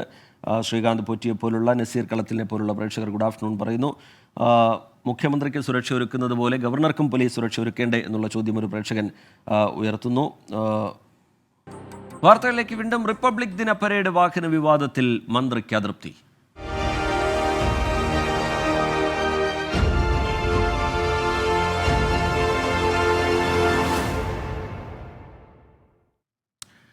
റിപ്പബ്ലിക് ദിന പരേഡിൽ കരാറുകാരന്റെ വാഹനം ഉപയോഗിച്ചെന്ന ആരോപണങ്ങൾ തള്ളി മന്ത്രി മുഹമ്മദ് റിയാസ്. പരിപാടിക്കെത്തുമ്പോൾ വാഹനത്തിന്റെ RC ബുക്ക് പരിശോധിക്കേണ്ട ഉത്തരവാദിത്വം മന്ത്രിക്കില്ല. ചിലരുടെ ചോര കുടിക്കാനുള്ള ആഗ്രഹമാണ് വാർത്തകൾക്ക് പിന്നിലെന്നും മന്ത്രി കുറ്റപ്പെടുത്തി. കോഴിക്കോട് വിക്രം മൈതാനിയിൽ നടന്ന റിപ്പബ്ലിക് ദിന പരേഡിൽ മന്ത്രി മുഹമ്മദ് റിയാസിന് അഭിവാദ്യം സ്വീകരിക്കാൻ സഞ്ചരിക്കാനായി പോലീസ് ഏർപ്പാടാക്കിയ വാഹനത്തെ ചൊല്ലിയാണ് വിവാദം. പരേഡിന് ഉപയോഗിച്ചത് കരാറുകാരന്റെ ജീപ്പെന്ന് ആരോപണം. കടുത്ത ഭാഷയിൽ മറുപടിയുമായി മന്ത്രി മുഹമ്മദ് റിയാസ്. പരേഡിൽ ഉപയോഗിക്കുന്ന വാഹനത്തിൽ മന്ത്രിയുടെ റോൾ എന്തെന്ന് ചോദ്യം. വാഹനം പിടികിട്ട പുള്ളിയുടേതോ അധോലോക രാജാവിൻ്റെതോ ആയാലും മന്ത്രിക്ക് എങ്ങനെ ഉത്തരവാദിത്തമുണ്ടാകും? എല്ലാം തീരുമാനിക്കുന്നത് ജില്ലാ ഭരണകൂടവും പോലീസുമെന്നും മന്ത്രി. പതാക ഉയർത്തിക്കഴിഞ്ഞ് നമ്മൾ ഒരു വാഹനം ഉണ്ടാവുമല്ലോ, അപ്പോൾ വാഹനത്തിൻ്റെ RC ബുക്ക് പരിശോധിക്കാൻ എന്തായാലും മന്ത്രിമാർക്ക് ഉത്തരവാദിത്തമില്ല. എങ്ങനെയുള്ള വണ്ടിയാണ്, എന്ത് വണ്ടിയാണ്, ആരെ വണ്ടിയാണ്, അയാളെ പേരെന്താണ്, ആ വണ്ടിക്ക് എല്ലാ കടലാസും ഉണ്ടോ എന്നൊന്നും പരിശോധിച്ചിട്ട് ഒരു മന്ത്രിക്ക് അതിൽ കയറാൻ പറ്റില്ല. അതൊക്കെ ജില്ലാ ഭരണകൂടവും പോലീസൊക്കെ കൂടി ചേർന്ന് ചെയ്യുന്ന കാര്യങ്ങളാണ്. എല്ലാ നടപടിക്രമവും പാലിച്ചുവെന്നാണ് കളക്ടർ അറിയിച്ചത്. ആശയക്കുഴപ്പമുണ്ടാക്കി ചോര കുടിക്കാനുള്ള ചിലരുടെ ലക്ഷ്യമാണ് വാർത്തയ്ക്ക് പിന്നിലെന്നും മന്ത്രി മുഹമ്മദ് റിയാസ് കുറ്റപ്പെടുത്തി. പോലീസിന്റെ കൈവശമുള്ള വാഹനം തകരാറിലായതിനാൽ കളക്ടറുടെ അനുമതിയോടെ മറ്റൊരു വാഹനം ഉപയോഗിച്ചുവെന്നാണ് പോലീസ് വിശദീകരണം. 24 കണ്ണൂർ. റായ്ബറേലിയിൽ പ്രിയങ്ക ഗാന്ധി സ്ഥാനാർത്ഥിയായേക്കും.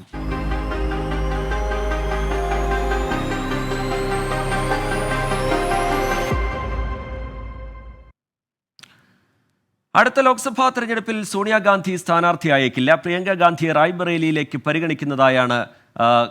പരിഗണിക്കാനാണ് കോൺഗ്രസിന്റെ തീരുമാനം. തമിഴ്നാട്ടിൽ കോൺഗ്രസിന് 9 സീറ്റ് മാത്രമേ നൽകാനാവൂ എന്ന കടുത്ത നിലപാടിലാണ് DMK. റായ്ബറേലിയിലെ ഒരു സീറ്റാണ് ഉത്തർപ്രദേശിൽ കോൺഗ്രസിന് ശേഷിക്കുന്നത്. സിറ്റിംഗ് എംപിമാരെല്ലാം സ്ഥാനാർത്ഥിയാകണമെന്ന വ്യവസ്ഥ പാലിച്ചാൽ സോണിയാഗാന്ധി തന്നെ ഇവിടെ സ്ഥാനാർത്ഥിയാകണം. എന്നാൽ ഇതിന് സാധ്യതയില്ലെന്നാണ് കോൺഗ്രസ് നേതാക്കൾ നൽകുന്ന വിവരം. സോണിയാഗാന്ധി ലോക്സഭയിൽ നിന്ന് രാജ്യസഭയിലേക്ക് മാറും. കർണാടകയിൽ നിന്നാകും പാർട്ടി സോണിയാഗാന്ധിയുടെ രാജ്യസഭാ പ്രവേശനം ഉറപ്പാക്കുക. റായ്ബറേലിയിൽ പ്രിയങ്ക ഗാന്ധിയെ മത്സരിപ്പിക്കാനാണ് സാധ്യത. തമിഴ്നാട്ടിലെ സീറ്റ് വിഭജനവും കോൺഗ്രസ് ദേശീയ നേതൃത്വത്തിന്റെ താൽപര്യങ്ങൾക്ക് വിരുദ്ധമായി മുന്നോട്ട് പോവുകയാണ്. നാളെ സീറ്റ് വിഭജന ചർച്ചകൾ നടക്കാനിരിക്കെ 9 സീറ്റ് മാത്രമേ പരമാവധി കോൺഗ്രസ് പ്രതീക്ഷിക്കാവൂ എന്ന് DMK വ്യക്തമാക്കി. ബംഗാളിലും തൃണമൂൽ കോൺഗ്രസിനെ അനുനയിപ്പിക്കാനാണ് കോൺഗ്രസിന്റെ നീക്കം. ഇതിന്റെ ഭാഗമായി ഡെറിക് ഒബ്രിയാനെതിരായ വിദേശി പരാമർശത്തിൽ ആദിർ രഞ്ജൻ ചൗധരി ഖേദം പ്രകടിപ്പിച്ചു. ആദിർ രഞ്ജന്റെ നീക്കങ്ങളെല്ലാം BJPയെ സഹായിക്കാൻ ഉദ്ദേശിച്ചുള്ളതാണെന്ന് തൃണമൂൽ പരിഹസിച്ചു. R രാധാകൃഷ്ണൻ, 24, ഡൽഹി. കേരളത്തിൽ BJP വലിയ നേട്ടമുണ്ടാക്കുമെന്ന് ഗോവ മുഖ്യമന്ത്രി പ്രമോദ് സാവന്ത്. 10 സീറ്റാണ് കേരളത്തിൽ ലക്ഷ്യമിടുന്നതെന്നും മോദിയുടെ ഉറപ്പ് സംസ്ഥാനത്ത് വിജയമുണ്ടാക്കുമെന്നും പ്രമോദ് സാവന്ത് 24നോട് പറഞ്ഞു. കേന്ദ്രത്തിന്റെ പണം വാങ്ങിയാണ് കേരളത്തിന്റെ പേരിൽ പദ്ധതി നടപ്പാക്കുന്നത്. ഫണ്ട് നൽകുന്നില്ല എന്ന കേരളത്തിന്റെ ആരോപണം തെറ്റാണെന്നും പ്രമോദ് സാവന്ത് പറഞ്ഞു. പാർലമെന്റ് തെരഞ്ഞെടുപ്പിൽ BJPയുടെ കേരളത്തിലെ പ്രചരണത്തിന്റെ തുടക്കം ഇന്ന് BJP സംസ്ഥാന അധ്യക്ഷൻ K. സുരേന്ദ്രന്റെ യാത്രയോടുകൂടി ആരംഭിക്കുന്നു. ഈ ഉദ്ഘാടനത്തിന് വേണ്ടി, ഈ പ്രചരണത്തിന്റെ തുടക്കത്തിന് വേണ്ടി നേരത്തെ ദേശീയ അധ്യക്ഷൻ JP നദ്ദ എത്തുമെന്ന് തീരുമാനിച്ചു. പക്ഷേ എന്നാൽ ചില കാരണങ്ങളാൽ മാറ്റമുണ്ടായിരിക്കുന്നു. ഗോവ മുഖ്യമന്ത്രി പ്രമോദ് സാവന്താണ് ഈ പ്രചരണ പരിപാടി, BJPയുടെ തെരഞ്ഞെടുപ്പ് ക്യാമ്പയിൻ തന്നെ ഉദ്ഘാടനം ചെയ്യുന്നു. അദ്ദേഹത്തോട് നമുക്ക് ചോദിക്കാം. Pramod ji, you are the champion now. You are inaugurating Kerala campaign. What is your expectation? Is there any chance for BJP this coming parliament election? It is a proud moment for me. हमारे party के president JP Nadda ji इस campaign का inauguration करने वाले थे. उनको आने को नहीं मिला. He has given the responsibility to me to inaugurate this campaign. Think हमारे K. सुरेंद्र जी के लीडरशिप के अंडर केरला के हर एक लोकसभा कॉन्स्टिट्यूंसी में हम जा रहे हैं. Will expose the LDF government and will make the awareness of the Modi ji's government, what the Modi ji has did for the nation. So definitely we have the hope. This time we will win more than 10 seats in the Kerala. That's the Modi ji's guarantee. लोग जानते हैं पूरे देश भर में मोदी जी ने जो बताया है वो किया है. इसलिए इस बार मोदी जी की गारंटी लेके हम लोगों के पास जा रहे हैं. लोग केरला के बहुत ही अच्छे हैं. They'll support 100% for the Modi ji and we will win more than 10 seats in Kerala. You said that you will expose the LDF government. But the LDF government is arguing that, and their allegation is that the Union Ministry is giving proper fund for Kerala. and they are planning an agitation at Delhi. You are Goa CM. What about the center fund distribution for the state? What is your observation and Kerala allegation? मैं एक बात बता देता हूं कि जिस तरह से funds the government state government centre से मांगती हैं हर वक्त वो हर स्टेट के लिए फंड्स मिलता है. डेफिनेटली जितने सारे the 13 flagship program of honourable prime ministers ही himself monitors this 13 flagship programs. Whoever asks the funds Pradhan Mantri Awas योजना से लेके फॉर द शौचालय के लिए रहने दो कि हर घर नल जल से लेने को हर घर पावर, इस सब के लिए Honorable Prime Minister gives the funds for the each and every states and distributes the funds. I think the Kerala is not taking this properly fund. Otherwise, they are taking these funds and they are utilizing in their own name. That's why we'll expose the each and every scam also, and whatever the funds they have taken, that also will tell for the people of the Kerala. And another one allegation: the central agencies are capturing the state for the election campaign. It is not so. कोई भी किसी भी central agency कभी भी capture नहीं करती है. जिनके मन में डर रहता है उनके लिए मुझे लगता है कि ये डर സത്താത്ത ഹൈ. Thank you. വളരെ കൃത്യമായി തന്നെ കേരളത്തിലെ സർക്കാരിനെ തുറന്നു കാണിക്കുക എന്നുള്ളതാണ് BJPയുടെ ലക്ഷ്യം. അതിലൂടെ സീറ്റ് നേടുക എന്നുള്ള രാഷ്ട്രീയ തന്ത്രമായിരിക്കും എന്നുള്ളതാണ് പ്രമോദ് സാവന്തി 24നോട് പറഞ്ഞിരിക്കുന്നത്. ക്യാമറാമാൻ പ്രവീൺ ധർമ്മശാലയ്ക്കൊപ്പം ബേക്കൽ ലളിത് ഹോട്ടലിൽ നിന്നും ദീപക് ധർമ്മടം 24. 24 പ്രേക്ഷകരുടെ സംസ്ഥാന സമ്മേളനം നാളെ.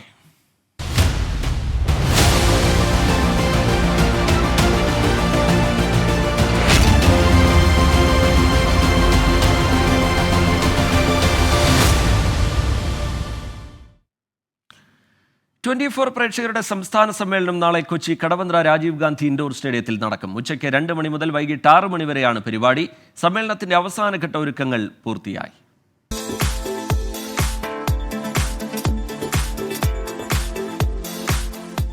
ടെലിവിഷൻ ചരിത്രത്തിൽ ആദ്യമായാണ് പ്രേക്ഷകർക്കൊപ്പം ഒരു മഹാസംഗമം സംഘടിപ്പിക്കുന്നത്. 24 പ്രേക്ഷകരുടെ മഹാസമ്മേളനത്തിന് വേദിയാകാൻ കൊച്ചി കടവന്ത്ര രാജീവ് ഗാന്ധി ഇൻഡോർ സ്റ്റേഡിയം ഒരുങ്ങി. അവസാനഘട്ട ഒരുക്കങ്ങളെല്ലാം പൂർത്തിയായി. ഉച്ചയ്ക്ക് 2 മണി മുതൽ വൈകിട്ട് 6 മണി വരെയാണ് സമ്മേളനം. വിവിധയിടങ്ങളിൽ നിന്നുള്ള 24ന്റെ നിരവധി പ്രേക്ഷകർ സമ്മേളനത്തിൽ പങ്കെടുക്കും. പ്രേക്ഷകർക്കൊപ്പം 24ന്റെ അവതാരകരും സമ്മേളനത്തിന്റെ ഭാഗമാകും. കലാകാരന്മാർ കൂടി എത്തുന്നതോടെ പരിപാടിയുടെ മാറ്റുകൂടും. മഹാസംഗമത്തിൽ പങ്കെടുക്കാൻ കഴിയാത്ത പ്രേക്ഷകർക്കായി സമ്മേളനത്തിന്റെ ആദ്യാവസാനം 24ൽ തത്സമയം സംപ്രേഷണം ചെയ്യും. സംസ്ഥാനത്തിന്റെ വിവിധയിടങ്ങളിൽ നിന്നുള്ള പ്രേക്ഷകർ പരിപാടിയുടെ ഭാഗമാകാൻ കൊച്ചിയിലേക്ക് എത്തും. 24ഉം പ്രേക്ഷകരും ഒന്നിക്കുന്ന മഹാസംഗമത്തിന് ഇനി മണിക്കൂറുകൾ മാത്രം ബാക്കി. വിനീത VG 24 കൊച്ചി. 24 പ്രേക്ഷകരുടെ സംസ്ഥാന സമ്മേളനത്തിനെത്തുന്നവർ ശ്രദ്ധിക്കുക. കടവന്ത്ര ഇൻഡോർ സ്റ്റേഡിയത്തിലേക്കുള്ള വഴികൾ എളുപ്പമാണ്. വിശദമായ റിപ്പോർട്ട് കണ്ടുവരാം. അപ്പൊ 24നെ സ്നേഹിക്കുന്ന 24ന്റെ കൂടെ എപ്പോഴുള്ള നിങ്ങൾ പ്രേക്ഷകർക്ക് അറിയണ്ടേ എങ്ങനെയാണ് ഈ സംസ്ഥാന സമ്മേളനത്തിലേക്ക് നിങ്ങൾ എത്തിപ്പെടേണ്ടതെന്നുള്ളത്? കൊച്ചിക്കാർക്ക് അറിയാം, കൊച്ചിയിലുള്ള സ്ഥലങ്ങളൊക്കെ ഒട്ടുമിക്ക ആളുകൾക്ക് അറിയാം. കടവന്ത്ര എവിടെയാണെന്ന് അറിയാം, കടവന്ത്രയിലേക്ക് വരേണ്ടത് എങ്ങനെയാണെന്നൊക്കെ അറിയാം. പക്ഷേ കൊച്ചിക്കാർ മാത്രമല്ലല്ലോ, കേരളത്തിന്റെ വിവിധ സ്ഥലങ്ങളിൽ നിന്ന് പല സ്ഥലങ്ങളിൽ നിന്നുള്ള പ്രേക്ഷകരല്ലേ ഞങ്ങളെ കാണാനായിട്ട് വരാൻ പോകുന്നത്. അപ്പൊ നിങ്ങൾക്ക് എങ്ങനെയാണ് കൊച്ചിയിൽ വന്നു കഴിഞ്ഞാൽ കടവന്ത്രയിലെ ഈ രാജീവ് ഗാന്ധി സ്റ്റേഡിയത്തിലേക്ക് വരേണ്ടത് എന്നുള്ളതാണ് ഞാൻ പറയാൻ പോകുന്നത്. അപ്പോൾ ഇപ്പൊ ഞാൻ നിൽക്കുന്നത് എന്റെ പുറകിൽ നിങ്ങൾക്ക് കാണാം എറണാകുളം ജംഗ്ഷൻ, അതായത് സൗത്ത് റെയിൽവേ സ്റ്റേഷനിലാണ് ഞാനിപ്പോൾ നിൽക്കുന്നത്. ഇപ്പൊ നിങ്ങൾ തിരുവനന്തപുരം സൈഡിൽ നിന്ന് വരുന്നവരായിക്കോട്ടെ, കാസർഗോഡ് സൈഡിൽ നിന്ന് വരുന്നവരായിക്കോട്ടെ, എവിടെ നിന്ന് വന്നാലും നിങ്ങൾ ചെയ്യാം എറണാകുളം ജംഗ്ഷനിലേക്ക് ടിക്കറ്റ് എടുക്കാം. എന്നിട്ട് ഈ ജംഗ്ഷനിൽ വന്ന് ഇറങ്ങാം. ഈ ജംഗ്ഷനിൽ നിന്ന് കുറച്ച് നടന്നു കഴിഞ്ഞാൽ മെട്രോ സ്റ്റേഷൻ ഉണ്ട്. ആ മെട്രോ സ്റ്റേഷൻ കയറിയിട്ട് നിങ്ങൾക്ക് വേണമെങ്കിൽ കടവന്ത്ര വരാം. ഇവിടുന്ന് ഒരു 3.5 കിലോമീറ്റർ, ഏകദേശം ഒരു 10-11 മിനിറ്റ് മാത്രമാണ് ഈ പറയുന്ന രാജീവ് ഗാന്ധി സ്റ്റേഡിയത്തിലേക്ക് എടുക്കുന്ന ദൂരം. അപ്പോൾ മെട്രോയിൽ വരാം. ഇനി അതും അല്ലെങ്കിൽ നിങ്ങൾക്ക് എന്റെ പുറകെ കാണാം ഓട്ടോ, ഇഷ്ടംപോലെ ഓട്ടോ വന്നു പോകുന്ന സ്ഥലമാണ്. ഇനി റെയിൽവേ സ്റ്റേഷൻ ആണെങ്കിൽ അവിടെ പ്രീപെയ്ഡ് ഓട്ടോ, ടാക്സി എല്ലാ സർവീസും ഉണ്ട്. എറണാകുളം സിറ്റിയിലേക്ക് വരുന്നവർക്കും എറണാകുളം സിറ്റിയിൽ നിന്ന് പല സ്ഥലങ്ങളിലേക്ക് പോകുന്നവർക്കും ഈസിലി ആക്സസിബിൾ ആയിട്ടുള്ള ഒരു പോയിന്റ് ആണ് നമ്മുടെ ഈ KSRTC ബസ് സ്റ്റാൻഡ്. നിങ്ങൾ ബസ് വഴിയാണ് വരാൻ ഉദ്ദേശിക്കുന്നതെങ്കിൽ, അതായത് KSRTC സ്റ്റാൻഡിൽ വന്ന് ഇറങ്ങിയിട്ടാണ് വരാൻ ഉദ്ദേശിക്കുന്നതെങ്കിൽ തൊടുപുഴ ബസ് വഴിയോ അല്ലെങ്കിൽ വൈറ്റ്ല ബസ് കയറിയോ നമ്മുടെ രാജീവ് ഗാന്ധി സ്റ്റേഡിയത്തിന്റെ അവിടെ വന്ന് ഇറങ്ങാം. ഇനി അതുമല്ല നിങ്ങൾക്ക് ഓട്ടോയിൽ പോകണമെന്നാണെങ്കിൽ നമ്മുടെ നല്ലവരായ ഓട്ടോ ചേട്ടന്മാർ, നമ്മുടെ കൊച്ചിയിലെ സ്വന്തം ഓട്ടോ ചേട്ടന്മാർ ഇവിടെ ഉണ്ട്, നിങ്ങൾക്ക് വഴി കാട്ടിത്തരും. പ്രീപെയ്ഡ് ഓട്ടോ, ടാക്സി കൗണ്ടറുണ്ട്. അപ്പൊ അതുവഴി നിങ്ങൾക്ക് രാജീവ് ഗാന്ധി സ്റ്റേഡിയത്തിൽ എത്താൻ പറ്റും.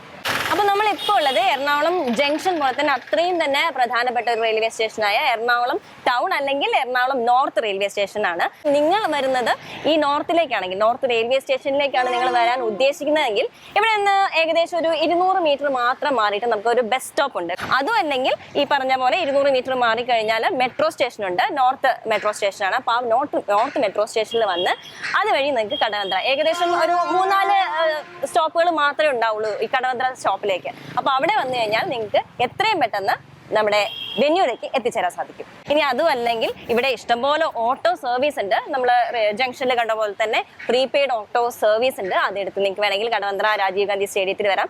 അപ്പൊ ഞാൻ ഇപ്പോൾ ഉള്ളത് നമ്മുടെ എറണാകുളം സിറ്റിയിലെ വൈറ്റ്ല ഹബിലാണ്.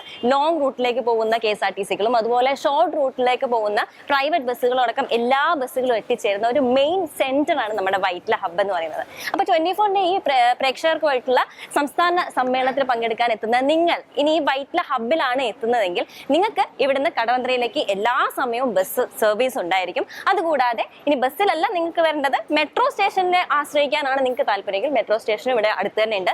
എനിക്ക് തോന്നുന്നു ഇവിടെ വൈറ്റ്ലയിൽ നിന്ന് കടവന്ത്രയിലേക്ക് ഏകദേശം ഒരു 7 മിനിറ്റ് ആണുള്ളത്. ഒരു 2.5 കിലോമീറ്റർ മാത്രം ദൂരമാണുള്ളത്. അപ്പൊ നിങ്ങൾക്ക് അത്രയും ഷോർട്ട് ഡിസ്റ്റൻസിൽ ഒരു ഓട്ടോ വിളിക്കണമെന്നാണ് താല്പര്യമെങ്കിൽ അതിനുള്ള ഫെസിലിറ്റി ഇതേ ഈ തൊട്ടടുത്ത് തന്നെ ഉണ്ടായിരിക്കുന്നതാണ്. അപ്പോൾ വൈറ്റ്ല ഹബിൽ എത്തിച്ചേർന്നാൽ നിങ്ങൾക്ക് എത്രയും പെട്ടെന്ന് രാജീവ് ഗാന്ധി സ്റ്റേഡിയത്തിൽ എത്താൻ പറ്റുമെന്നുള്ളതാണ് ഒരു കാര്യം. 24 പ്രേക്ഷകരുടെ സംസ്ഥാന സമ്മേളനത്തിന് പങ്കെടുക്കാൻ എത്തുന്നവർ ഏത് മെട്രോ സ്റ്റേഷനിൽ നിന്ന് കയറിയാലും തിരിച്ചിറങ്ങേണ്ടത് ഈ ഒരു മെട്രോ സ്റ്റേഷനിലായിരിക്കണം, കടവന്ത്ര മെട്രോ സ്റ്റേഷനിൽ. ഇവിടെ നിന്ന് യൂബറോ കാറോ ഓട്ടോയോ ബസ്സോ ഒന്നും വിളിക്കേണ്ട കാര്യമില്ല. ഏകദേശം ഒരു 5 മിനിറ്റ് അത്രയും മാത്രം ദൂരമേ ഉള്ളൂ. നമുക്ക് വാക്കബിൾ ഡിസ്റ്റൻസ് ആണ് നമ്മുടെ രാജീവ് ഗാന്ധി ഇൻഡോർ സ്റ്റേഡിയത്തിലേക്ക് എത്താനായിട്ട്. അപ്പൊ വളരെ പെട്ടെന്ന് തന്നെ നിങ്ങൾക്ക് ഈ മെട്രോ സ്റ്റേഷൻ ഇറങ്ങിക്കഴിഞ്ഞാൽ നിങ്ങൾക്ക് രാജീവ് ഗാന്ധി സ്റ്റേഡിയത്തിൽ എത്താൻ പറ്റും. 2 എക്സിറ്റ് പോയിന്റ് ഉണ്ടായിരിക്കും. ഞാനിപ്പോൾ നിൽക്കുന്നത് ഒരു എക്സിറ്റ് പോയിന്റിലാണ്. മറ്റൊരു എക്സിറ്റ് പോയിന്റ് കൂടിയുണ്ട്. അവിടെ എത്തിക്കഴിഞ്ഞാലും നിങ്ങൾക്ക് അതുവഴി തന്നെ പെട്ടെന്ന് നമ്മുടെ സ്റ്റേഡിയത്തിൽ എത്താൻ പറ്റും. അപ്പോൾ അങ്ങനെയാണ് നിങ്ങൾ വരേണ്ടത്. 24ന്റെ പ്രേക്ഷക സംസ്ഥാന സമ്മേളനത്തിന് ആശംസകൾ അറിയിച്ചുകൊണ്ടുള്ള ഒരുപാട് കമൻറ്റുകൾ കാണാൻ കഴിയുന്നുണ്ട്. പവിത്രൻ പാതിരാപ്പറ്റെ പോലുള്ള പ്രേക്ഷകർ പറയുന്നു, ആദ്യമായിട്ടാണ് ഇങ്ങനെയൊരു സമ്മേളനത്തിൽ പങ്കെടുക്കാൻ പോകുന്നത്. അതിൻ്റെ ആകാംക്ഷ സന്തോഷമൊക്കെ ഉണ്ട്. അത് നമ്മുടെ സ്വന്തം 24ന്റെ പരിപാടിയാകുന്നതിലുള്ള സന്തോഷവും അദ്ദേഹം രേഖപ്പെടുത്തുകയാണ്. എന്തായാലും പ്രേക്ഷകരെല്ലാവരും തന്നെ വരണം. പ്രേക്ഷകരും ഇങ്ങനെ ഒരു ലോക ടെലിവിഷൻ ചരിത്രത്തിൽ തന്നെ ഇങ്ങനെ ഒരു പരിപാടി ആദ്യമായിട്ടാണ് പ്രേക്ഷകരുമായി നേരിട്ട് സംവദിക്കുക. ഒപ്പം തന്നെ 24 കുടുംബത്തിലെ എല്ലാവർക്കും നിങ്ങളെ കാണാനുള്ള അവസരം, നിങ്ങളുമായി സംസാരിക്കാനുള്ള അവസരം, സ്നേഹം പുതുക്കാനുള്ള, പരിചയം പുതുക്കാനുള്ള അവസരമൊക്കെ ഉണ്ടാകും. എന്തായാലും ആരും മറക്കരുത്, എല്ലാവരും പരിപാടിക്ക് എത്തുക. ഇപ്പോൾ SFI സംസ്ഥാന സെക്രട്ടറി PM മാർഷോ മാധ്യമങ്ങളെ കാണുന്നുണ്ട്. തത്സമയ സംപ്രേഷണത്തിലേക്ക്. ഇന്ന് കൊല്ലത്ത് മാനസിക വിഭ്രാന്തി ബാധിച്ച നിലയിലാണ് കേരളത്തിലെ സർവകലാശാലകളുടെ ചാൻസലർ ഇടപെടുന്ന സ്ഥിതി ഉണ്ടായിട്ടുള്ളത്. ജനാധിപത്യപരമായ സമരങ്ങളോട് തികഞ്ഞ പുച്ഛവും ആ സമരങ്ങളെ അവഹേളിക്കുന്ന നിലയിലേക്കും ആക്ഷേപിക്കുന്ന നിലയിലേക്കും അദ്ദേഹം ഇടപെട്ടുകൊണ്ടിരിക്കുന്നുണ്ട് എന്നുള്ളത് ജനാധിപത്യ സമൂഹത്തിനാകമാനം അപമാനകരമായിട്ടുള്ള ഒന്നാണ്. SFIയെ സംബന്ധിച്ച് കഴിഞ്ഞ കുറച്ചധികം നാളുകളായി വളരെ ജെനുവിനായിട്ടുള്ള മുദ്രാവാക്യങ്ങൾ ഉയർത്തിക്കൊണ്ടാണ് SFI ജനാധിപത്യ രീതിയിലുള്ള സമരങ്ങളുമായി മുന്നോട്ട് പോയിക്കൊണ്ടിരിക്കുന്നത്. കേരളത്തിലെ സർവകലാശാലകൾക്കകത്തേക്ക് സംഘപരിവാറിൻ്റെ പ്രവർത്തകരെ, RSSന്റെ പ്രവർത്തകരെ സംഘപരിവാർ രാഷ്ട്രീയ പദ്ധതിയുടെ ഭാഗമായി തിരികെ കയറ്റുന്നതിന് വേണ്ടിയിട്ടുള്ള റിക്രൂട്ടിംഗ് ഏജന്റിൻ്റെ പണി സർവകലാശാലകളുടെ ചാൻസലർ എടുത്ത ഘട്ടത്തിലാണ് SFI സമരം ആരംഭിച്ചിട്ടുള്ളത്. ജനാധിപത്യ ഇന്ത്യയിൽ ഏതൊരു പൗരനും ജനാധിപത്യപരമായി സമാധാനപരമായി സമരം ചെയ്യുന്നതിന് വേണ്ടിയിട്ടുള്ള അവകാശമുണ്ട്. ഇന്ന് ആരിഫ് മുഹമ്മദ് ഖാൻ ഉൾപ്പെടെ, ഞാൻ ഉൾപ്പെടെ, നിങ്ങൾ ഓരോരുത്തരും ഉൾപ്പെടെയുള്ള മനുഷ്യർ ഇന്ന് ഈ രാജ്യത്തും ലോകത്തും അനുഭവിച്ചുകൊണ്ടിരിക്കുന്ന ഓരോ അവകാശങ്ങളും സമരങ്ങളിലൂടെ ലഭ്യമായിട്ടുള്ളതാണ്, സമരങ്ങളിലൂടെ നേടിയെടുത്തിട്ടുള്ളതാണ്. ആരും നമ്മുടെ ഒന്നും മുൻപിലേക്ക് പ്ലേറ്റിൽ വെച്ച് നീട്ടിയിട്ടുള്ള ഒരു അവകാശവുമല്ല നമ്മൾ ആരും അനുഭവിച്ചുകൊണ്ടിരിക്കുന്നത്. അപ്പോൾ സ്വാഭാവികമായും ഈ നിലയിൽ ചട്ടവിരുദ്ധമായി നിയമവിരുദ്ധമായി നടത്തിയിട്ടുള്ള ഇടപെടലിനെതിരെ ജനാധിപത്യപരമായി നടക്കുന്ന സമരത്തിന് നേരെ ആ സമരത്തിലുള്ള വിദ്യാർത്ഥികളെ അവഹേളിക്കുന്നതിന്, ആക്ഷേപിക്കുന്നതിന്, അവരെ പ്രകോപിപ്പിക്കുന്നതിനും എങ്ങനെയും അക്രമ സംഭവങ്ങൾ അരങ്ങേറുക എന്നുള്ള ഉദ്ദേശത്തോടു കൂടി നടത്തിക്കൊണ്ടിരിക്കുന്ന പൊറാട്ട് നാടകങ്ങളെ കേരളത്തിലെ പൊതുസമൂഹം തള്ളിക്കളയണം എന്നുള്ളതാണ് സൂചിപ്പിക്കാനുള്ളത്. അദ്ദേഹം കഴിഞ്ഞ കുറച്ച് ദിവസങ്ങളായി, ഇപ്പോൾ പാലക്കാട് കഴിഞ്ഞ ദിവസം SFI പ്രവർത്തകരെ ആക്ഷേപിക്കുന്ന അദ്ദേഹം പറഞ്ഞ് സമരം ചെയ്യുന്ന ആളുകൾ കുരങ്ങന്മാരാണെന്ന് പറഞ്ഞ്. ഇതിനു മുമ്പ് ക്രിമിനലുകളെന്ന്, ഇന്ന് ഗുണ്ടകളെന്ന് വീണ്ടും ആവർത്തിക്കുന്നു. ഈ നിലയിൽ ഒരു മാന്യതയുമില്ലാതെ, ഒരു നിലവാരവുമില്ലാതെ സർവകലാശാലകളുടെ ചാൻസലർ നടത്തിക്കൊണ്ടിരിക്കുന്ന പദപ്രയോഗങ്ങൾ, ആക്ഷേപങ്ങൾ, ഇതിന് മറുപടി കേരളത്തിൻ്റെ പൊതുസമൂഹം നൽകുമെന്നുള്ളതിൽ തർക്കമില്ല. ഏറ്റവും ശക്തമായിട്ട് ഞങ്ങളുടെ സമരം തുടർന്നു പോകും. ഇന്നിപ്പോൾ സമരത്തിലുണ്ടായിരുന്ന വിദ്യാർത്ഥികൾക്ക് നേരെ 124 ഉൾപ്പെടെ ഗുരുതരമായിട്ടുള്ള വകുപ്പുകൾ ചുമത്തുന്ന നിലയുണ്ടായിട്ടുണ്ട്. ഈ നിലയിൽ അദ്ദേഹത്തിൻ്റെ അധികാരം ദുർവിനിയോഗം ചെയ്തുകൊണ്ട് പോലീസിനെ ഭീഷണിപ്പെടുത്തുകയാണ്. പോലീസിനെ ഭീഷണിപ്പെടുത്തി ഗുരുതരമായ വകുപ്പുകൾ, ഇപ്പോൾ 124 ചുമത്തേണ്ടുന്ന ഒരു ഒഫൻസും ഒരു തരത്തിലുള്ള കുറ്റകൃത്യവും അവിടെ നടന്നിട്ടില്ല എന്നുള്ളത് അവിടെ നടന്ന സമരത്തിൻ്റെ ദൃശ്യങ്ങൾ കാണുന്ന ആളുകൾക്ക് വ്യക്തമാകുന്ന ഒന്നാണ്. ഇന്നിപ്പോൾ സമരവുമായി ബന്ധപ്പെട്ട് സമാധാനപരമായി റോഡരികിൽ സമരം ചെയ്ത വിദ്യാർത്ഥികൾക്ക് നേരെ വാഹനം നിർത്തി എല്ലാ പ്രോട്ടോക്കോളുകളും ലംഘിച്ച് ആക്രോശിച്ച് തെറിവിളിച്ച് വിദ്യാർത്ഥികൾക്ക് നേരെ പാഞ്ഞെടുക്കുന്നതിന് വേണ്ടി ശ്രമിച്ചത് ചാൻസലറാണ്. ആ ഘട്ടത്തിലും വിദ്യാർത്ഥികൾ സംയമനം പാലിക്കുകയും സമാധാനപരമായി മുദ്രാവാക്യങ്ങൾ വിളിച്ച് തങ്ങളുടെ പ്രതിഷേധം അറിയിക്കുകയും ചെയ്യുന്ന നിലയാണ് ഉണ്ടായിട്ടുള്ളത്. എന്നാൽ തന്നെ ആക്രമിച്ചു എന്ന് കള്ളം പറയുന്നതിന് വേണ്ടി ചാൻസലർ, ഗവർണർ നുണ പറയാണ്. മാധ്യമങ്ങളുടെ മുൻപിൽ വന്ന് തൻ്റെ വാഹനം ആക്രമിച്ചു എന്ന് പറയുന്നു. ഒരു തരത്തിലും വാഹനത്തിൻ്റെ പരിസരത്തേക്ക് ഒരു വിദ്യാർത്ഥിയും പോയിട്ടില്ല. തന്നെ ആക്രമിക്കാൻ വേണ്ടി ശ്രമിക്കുന്നു എന്ന് പറയുന്നു, തന്നെ തടഞ്ഞു എന്ന് പറയുന്നു. ഈ നിലയിലൊന്നുമല്ലാതെ ഇതൊന്നും സംഭവിച്ചിട്ടില്ല എന്നുള്ളത് ദൃശ്യങ്ങളിലൂടെ വ്യക്തമാണ്. അങ്ങനെ സമാധാനപരമായി നടന്നുകൊണ്ടിരിക്കുന്ന സമരത്തെ, പ്രതിഷേധത്തെ ഈ നിലയിൽ അക്രമ സംഭവത്തിലേക്ക് തിരിക്കുന്നതിന് വേണ്ടി നടത്തിക്കൊണ്ടിരിക്കുന്ന ശ്രമം അദ്ദേഹം അവസാനിപ്പിക്കേണ്ടതായിട്ടുണ്ട്. SFIയെ സംബന്ധിച്ച് എന്തെല്ലാം പൊറാട്ട് നാടകങ്ങളുമായി ചാൻസലർ ഇറങ്ങിയാലും ഞങ്ങൾ സമരം കൂടുതൽ ശക്തമായി മുന്നോട്ട് കൊണ്ടുപോകും. അദ്ദേഹം ഇന്ന് പറഞ്ഞത് വാടകയ്ക്കെടുത്ത് അല്ലെങ്കിൽ ദിവസവേതനത്തിന് എടുത്ത ആളുകളാണ് സമരം ചെയ്യുന്നത് എന്നുള്ളതാണ്. SFIയെ സംബന്ധിച്ചും SFIയുടെ സമരചരിത്രത്തെ സംബന്ധിച്ചും ആരിഫ് മുഹമ്മദ് ഖാൻ അറിയില്ലെങ്കിൽ അദ്ദേഹത്തെ പഠിപ്പിക്കുന്നതിന് വേണ്ടിയിട്ടുള്ള ശേഷി കേരളത്തിലെ വിദ്യാർത്ഥി പ്രസ്ഥാനത്തിനുണ്ട്. 16 ലക്ഷത്തോളം അംഗങ്ങളുള്ള വിദ്യാർത്ഥി പ്രസ്ഥാനമാണ് കേരളത്തിലെ SFI. ഈ വിദ്യാർത്ഥി സമൂഹം ഒന്നടങ്കം അതിശക്തമായി തെരുവിലേക്ക് ഇറങ്ങിയാൽ അദ്ദേഹത്തിന് അനങ്ങാൻ വേണ്ടി കഴിയില്ല. ഇന്ത്യയുടെ, കേരളത്തിൻ്റെ സമരചരിത്രം അതാണ്. കേരളത്തിൽ ഇതിലും വലിയ തിട്ടൂരങ്ങളുമായി വന്ന SRCP ഉൾപ്പെടെയുള്ള ആളുകളെ മുട്ടുകുത്തിച്ചതിൻ്റെ സമരപാരമ്പര്യമാണ് കേരള സമൂഹത്തിനുള്ളത്. സ്വാഭാവികമായും ആ സമരച്ചൂട്, ഇന്നിപ്പോൾ ഇളവെയിലിൻ്റെ ചൂടാണ് അദ്ദേഹം 1.5 മണിക്കൂർ കൊല്ലത്ത് അനുഭവിച്ചതെങ്കിൽ ഇതിലും കടുത്ത സമരച്ചൂട് ആരിഫ് മുഹമ്മദ് ഖാൻ അനുഭവിക്കാനിരിക്കുന്നതേ ഉള്ളൂ എന്നുള്ളതാണ് ഈ ഘട്ടത്തിൽ സൂചിപ്പിക്കാനുള്ളത്.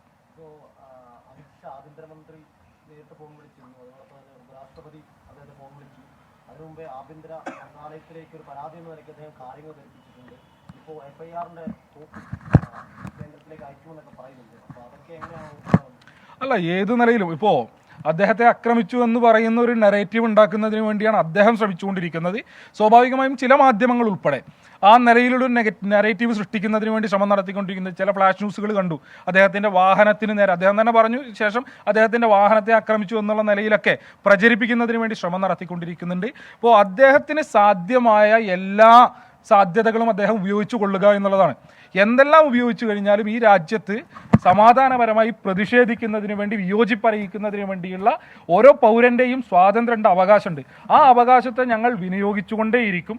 ഇപ്പോൾ ഞങ്ങൾ ഈ സമരം ആരംഭിക്കുന്ന ഘട്ടത്തിൽ ഞങ്ങൾ വളരെ എളുപ്പത്തിൽ വന്ന് സമരം ചെയ്ത് പോകുക എന്നുള്ളൊരു കാഴ്ചപ്പാടോടുകൂടെ സമരത്തിൽ ഇറങ്ങിയിട്ടുള്ള ആളുകളല്ല. സ്വാഭാവികമായി ഗുരുതരമായ വകുപ്പുകൾ ചുമത്തപ്പെടുമെന്നുള്ള ബോധ്യമുണ്ട്, കേസുണ്ടാകും, ജയിലറയുണ്ടാകും എന്നൊക്കെയുള്ള ബോധ്യത്തിൽ നിന്നുകൊണ്ട് തന്നെയാണ് ഞങ്ങൾ സമരം ആരംഭിച്ചിട്ടുള്ളത്. ഇപ്പോൾ കഴിഞ്ഞ ഒരു മാസക്കാലത്തോളം ഞങ്ങളുടെ 7 പ്രവർത്തകർ ഈ സമരത്തിൻ്റെ ഭാഗമായിട്ട് റിമാൻഡിലായിരുന്നു. അപ്പോൾ തുടർന്നും ഏതെല്ലാം നിലയ്ക്ക് ഇപ്പോൾ കേന്ദ്ര സേനയെ ഉൾപ്പെടെ രംഗത്തിറക്കിക്കൊണ്ട് ഈ സമരത്തെ അടിച്ചമർത്താൻ വേണ്ടി ശ്രമിച്ചാലും ഞങ്ങൾ സമരം പൂർവാധികം കരുത്തോടുകൂടെ മുന്നോട്ട് കൊണ്ടുപോകും. കാരണം ഇത് കേരളത്തിൻ്റെ ഉന്നത വിദ്യാഭ്യാസ രംഗം നിലനിൽക്കണം, അതിനുവേണ്ടിയുള്ള സമരമാണ്. ആ സമരത്തെ എങ്ങനെ അടിച്ചമർത്താൻ ശ്രമിച്ചു കഴിഞ്ഞാലും പൂർവാധികം കരുത്തോടുകൂടി കേരളത്തിലെ വിദ്യാർത്ഥി സമൂഹം ആ സമരത്തെ മുന്നോട്ട് കൊണ്ടുപോകും. ഗവർണർക്കെതിരെ അതിരൂക്ഷമായ വിമർശനം SFIയുടെ ഭാഗത്ത് നിന്ന് ഉണ്ടാകുന്നു. പ്രതിഷേധ സമരങ്ങളോട് ഗവർണർ സ്വീകരിക്കുന്ന നിലപാടിനെ അതിരൂക്ഷമായ ഭാഷയിൽ SFIയുടെ സംസ്ഥാന സെക്രട്ടറി വിമർശിക്കുന്നു. കൊല്ലം നിലമേലിൽ വാഹനത്തിന് നേരെ SFI പ്രതിഷേധത്തിൻ്റെ കൂടുതൽ ദൃശ്യങ്ങൾ ഇപ്പോൾ പുറത്തുവരുന്നുണ്ട്. ഗവർണർ പറഞ്ഞതുപോലെ പ്രവർത്തകർ വാഹനം ആക്രമിക്കുന്നത് പുറത്തുവരുന്ന ദൃശ്യങ്ങളിൽ ഇല്ല. റോഡരികിൽ നിന്നായിരുന്നു പ്രതിഷേധം കണ്ട് ഗവർണർ വാഹനം നിർത്തുകയായിരുന്നു. അരുൺരാജ് കൊല്ലത്ത് നിന്ന് വിവരങ്ങളുമായി ചേരുന്നുണ്ട്. അരുൺരാജ്, ഈ പുറത്തുവരുന്ന ദൃശ്യങ്ങളിൽ നിന്ന് വ്യക്തമാകുന്നത് എന്താണ് അരുൺരാജ്?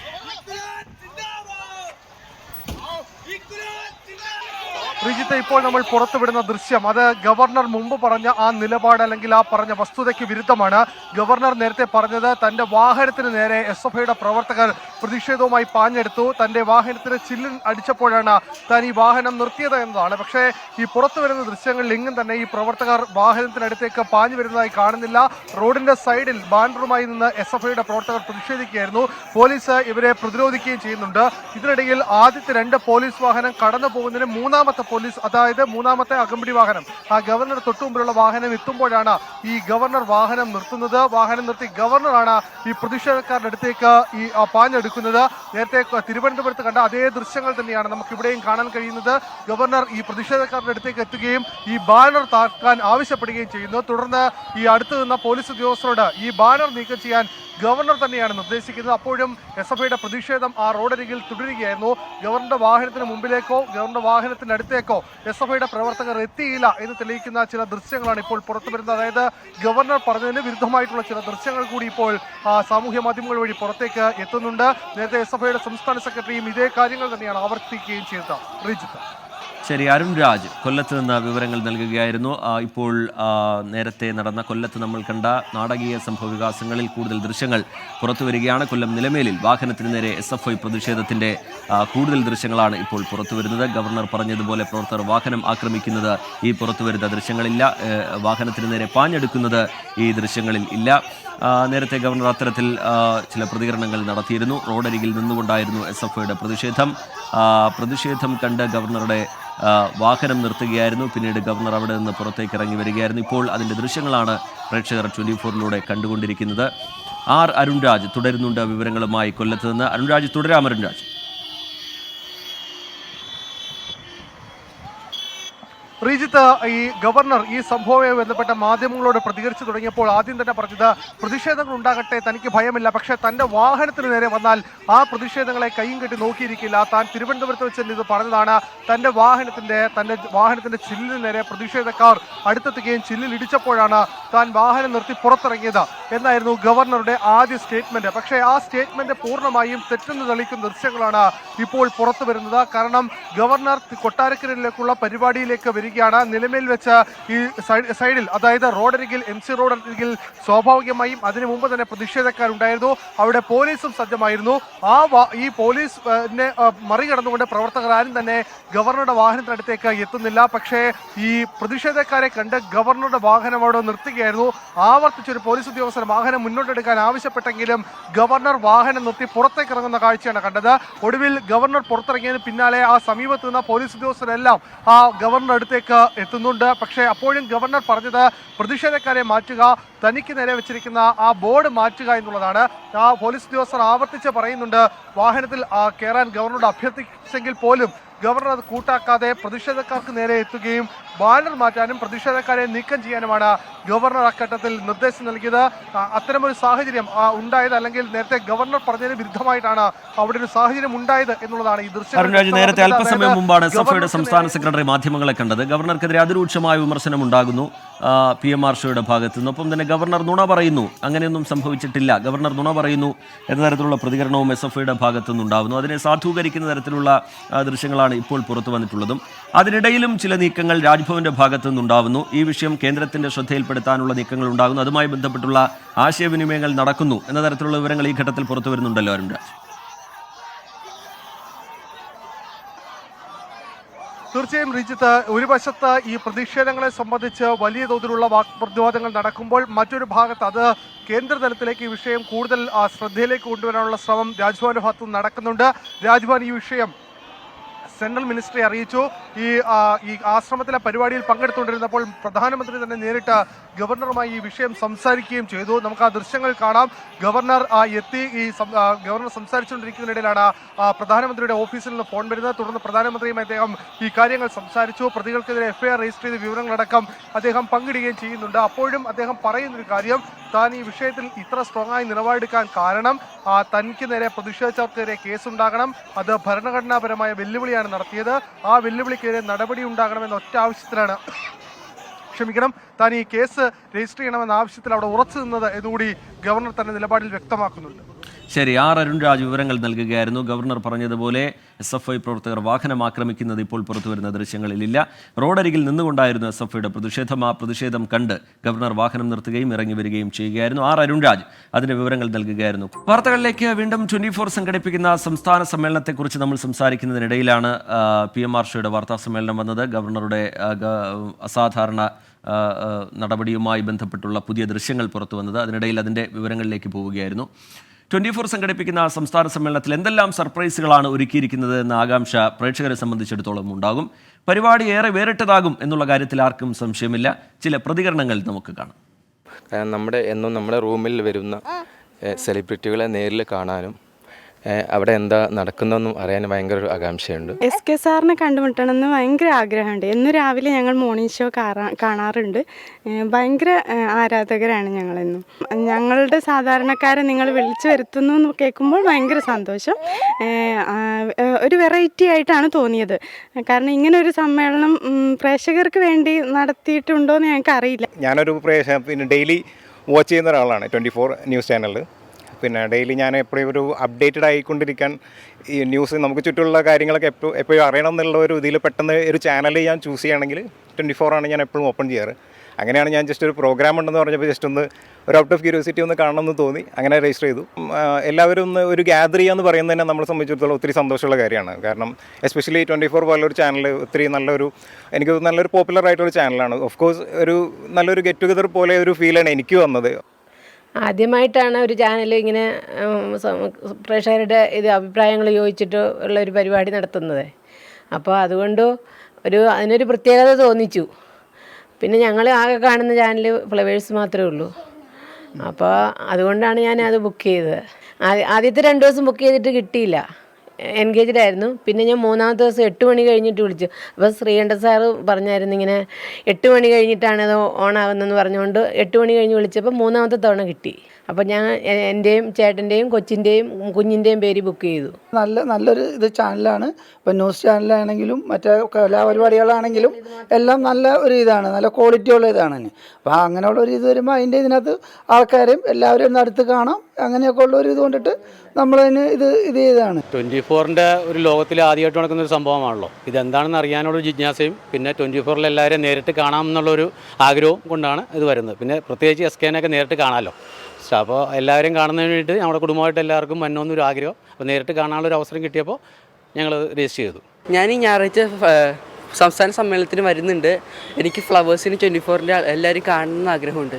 എനിക്ക് സ്റ്റാർ മാജിക് ഒക്കെ ഏറ്റവും ഇഷ്ടപ്പെട്ട പരിപാടികൾ. ഇന്നേ വരെ ഒരു ചാനലുകാർക്കും ഇല്ലാത്ത ഒരു പുതിയ ഒരു സംരംഭമാണ് ഈ സമ്മേളനം എന്ന് പറയുന്നത്. അപ്പോൾ അതിനകത്ത് എന്തൊക്കെ ഉണ്ടാവും, എങ്ങനെയൊക്കെയാണ് കാര്യങ്ങളെന്നൊക്കെ അറിയാനുള്ളൊരു ആകാംക്ഷയുണ്ട്. അതുകൊണ്ടാണ് നമ്മൾ ഇപ്പോൾ ഇതിനകത്ത് വരാൻ തയ്യാറെടുക്കുന്നത്. 24 ചാനൽ ഓപ്പൺ ചെയ്തതിന് ശേഷം വേറെ ചാനലൊന്നും അങ്ങനെ വാർത്ത കാണാറില്ല. വേറെ ചാനലിലൊക്കെ വല്ല സിനിമ അങ്ങനെയുള്ളതൊക്കെ കാണുന്നതല്ലാതെ വാർത്ത ഇതിൽ മാത്രമേ കാണാറുള്ളൂ. ശ്രീകണ്ഠൻ നായരെ ആദ്യം കാണണം, പിന്നെ അത് കഴിഞ്ഞിട്ട് ഹാഷിം താജ് ഇബ്രാഹിമിനെ കാണണം. അങ്ങനെ കുറേ ആൾക്കാരുണ്ട്. എന്തായാലും നാളെയാണ് നമ്മുടെ പരിപാടി. എല്ലാവരും വരാൻ മറക്കരുത്, എല്ലാവരും എത്തുക. നമുക്ക് നേരത്തെ സൂചിപ്പിച്ചതുപോലെ എല്ലാവർക്കും പരിചയം പുതുക്കാനുള്ള, എല്ലാവരെയും കാണാനും സന്തോഷം പങ്കിടാനും ഒക്കെയുള്ളൊരു അവസരമാണ്. ഒരുപാട് സർപ്രൈസുകൾ സംസ്ഥാന സമ്മേളനത്തിനെത്തുന്ന പ്രേക്ഷകരെ കാത്തിരിക്കുന്നുണ്ട്. എന്തായാലും നിങ്ങൾ വരണം. കമൻറ്റ് ബോക്സിലേക്ക് ഒരിക്കൽ കൂടി പോവുകയാണെങ്കിൽ മുഹമ്മദ് അനുവിനെ പോലുള്ള പ്രേക്ഷകർ 24ൻ്റെ സംസ്ഥാന സമ്മേളനത്തിന് ആശംസകൾ അറിയിക്കുന്നുണ്ട്. ലോക ടെലിവിഷൻ ചരിത്രത്തിൽ തന്നെ ഇങ്ങനെ ഒരു പരിപാടി ആദ്യമാണ്. നമ്മളെ കാണുന്ന, നമ്മളോട് സംവദിക്കുന്ന പ്രേക്ഷകരുമായി ഇടപെടാനുള്ളൊരു അവസരം. അതുകൊണ്ട് തന്നെയാണ് അത്തരത്തിലൊരു ആശയത്തിലേക്ക് ഞങ്ങൾ പോയത്. ഏറെ സന്തോഷത്തോടു കൂടിയാണ് ആ നിമിഷത്തിനായി ഞങ്ങൾ എല്ലാവരും 24 കുടുംബം മുഴുവൻ കാത്തിരിക്കുന്നത്. എന്തായാലും എല്ലാവരും നാളെ എത്തുക. പരിപാടി അതിൻ്റെ അവസാന ഘട്ടത്തിലേക്ക് കടക്കുകയാണ്. കമൻറ്റ് ബോക്സിലേക്ക് ഒരിക്കൽ കൂടി പോകുന്നു. 24ൻ്റെ സംസ്ഥാന സമ്മേളനവുമായി ബന്ധപ്പെട്ട് ഒരുപാട് കമൻറ്റുകൾ വരുന്നുണ്ട്. എല്ലാം വായിക്കാനുള്ള സമയമില്ല, എങ്കിലും ചിലത് വളരെ പെട്ടെന്ന് സൂചിപ്പിച്ചു പോകാം. ഷിബു എന്ന് പറയുന്ന പ്രേക്ഷകൻ 24ൻ്റെ സംസ്ഥാന സമ്മേളനത്തിന് വിജയാശംസകൾ നേരുന്നു. അതുപോലെ അംബിക രാജശേഖർ എന്ന് പറയുന്ന പ്രേക്ഷക ആശംസകൾ നേരുന്നു. അബ്ദുൽ സമദ് എന്ന് പറയുന്ന പ്രേക്ഷകൻ 24ൻ്റെ സംസ്ഥാന സമ്മേളനത്തിന് വരാൻ പറ്റില്ല, കാലിന് പരിക്ക് പറ്റി കിടക്കുകയാണ്. പിന്നീടൊരു അവസരത്തിൽ എല്ലാവരെയും കാണാനുള്ള, എല്ലാവരുമായും സംസാരിക്കാനും പരിചയം പുതുക്കാനും ഒക്കെയുള്ള അവസരം ഉണ്ടാകട്ടെ എന്ന് പറയുന്നു. അതുപോലെ ഷാജഹാൻ പുലക്കൽ എന്ന് പറയുന്ന പ്രേക്ഷകൻ 24ൻ്റെ സ്ഥിരം പ്രേക്ഷകനാണ്, ഈ സംസ്ഥാന സമ്മേളനത്തിനായി കാത്തിരിക്കുന്നു എന്ന് പറയുന്നു. അങ്ങനെ ഒരുപാട് പ്രേക്ഷകരുണ്ട്. അതുമായി ബന്ധപ്പെട്ട കമന്റുകൾ രേഖപ്പെടുത്തുന്നവർ. അടുത്ത റിപ്പോർട്ടിലേക്ക് നമ്മൾ കടക്കുന്നു. ശാന്തൻപാറയിലെ പാർട്ടി ഓഫീസ് നിർമ്മാണത്തിന് NOC നിഷേധിച്ചതിനെതിരെ CPIM ഹൈക്കോടതിയിലേക്ക്. ഭൂമി കയ്യേറിയിട്ടില്ലെന്ന് CPIM ഇടുക്കി ജില്ലാ സെക്രട്ടറി CV വർഗീസ് പറഞ്ഞു.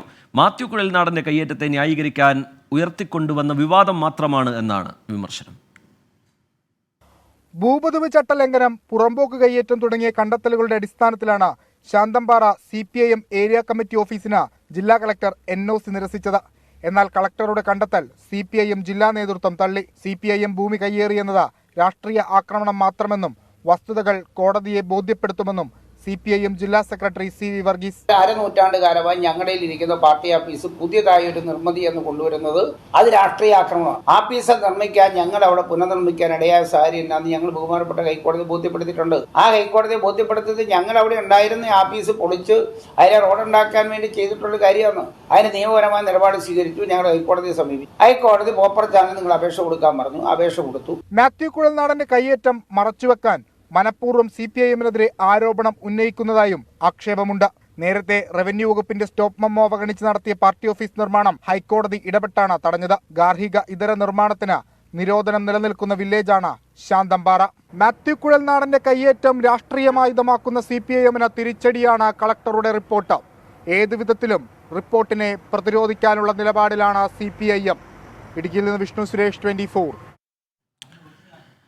ഉത്തർപ്രദേശിൽ കോൺഗ്രസ് സമാജ്വാദി പാർട്ടി സീറ്റ് ധാരണ. കോൺഗ്രസിന് 11 സീറ്റുകൾ നൽകാനാണ് തീരുമാനം. 7 സീറ്റിൽ RLD മത്സരിക്കും. തീരുമാനത്തിൽ കോൺഗ്രസ് ഉത്തർപ്രദേശ് ഘടകത്തിന് അതൃപ്തിയുണ്ട്. ബൽറാം നെടുങ്ങാടി ഡൽഹിയിൽ നിന്ന് വിവരങ്ങളുമായി ചേരുന്നുണ്ട്. ബൽറാം, എന്താണ് ഇതുമായി ബന്ധപ്പെട്ടുള്ള വിവരങ്ങൾ? സംസ്ഥാന കോൺഗ്രസ് നേതൃത്വം ഈ നിലവിൽ രൂപപ്പെട്ടിരിക്കുന്ന ധാരണയോട് പ്രതികരിക്കുന്നത് എങ്ങനെയാണ്?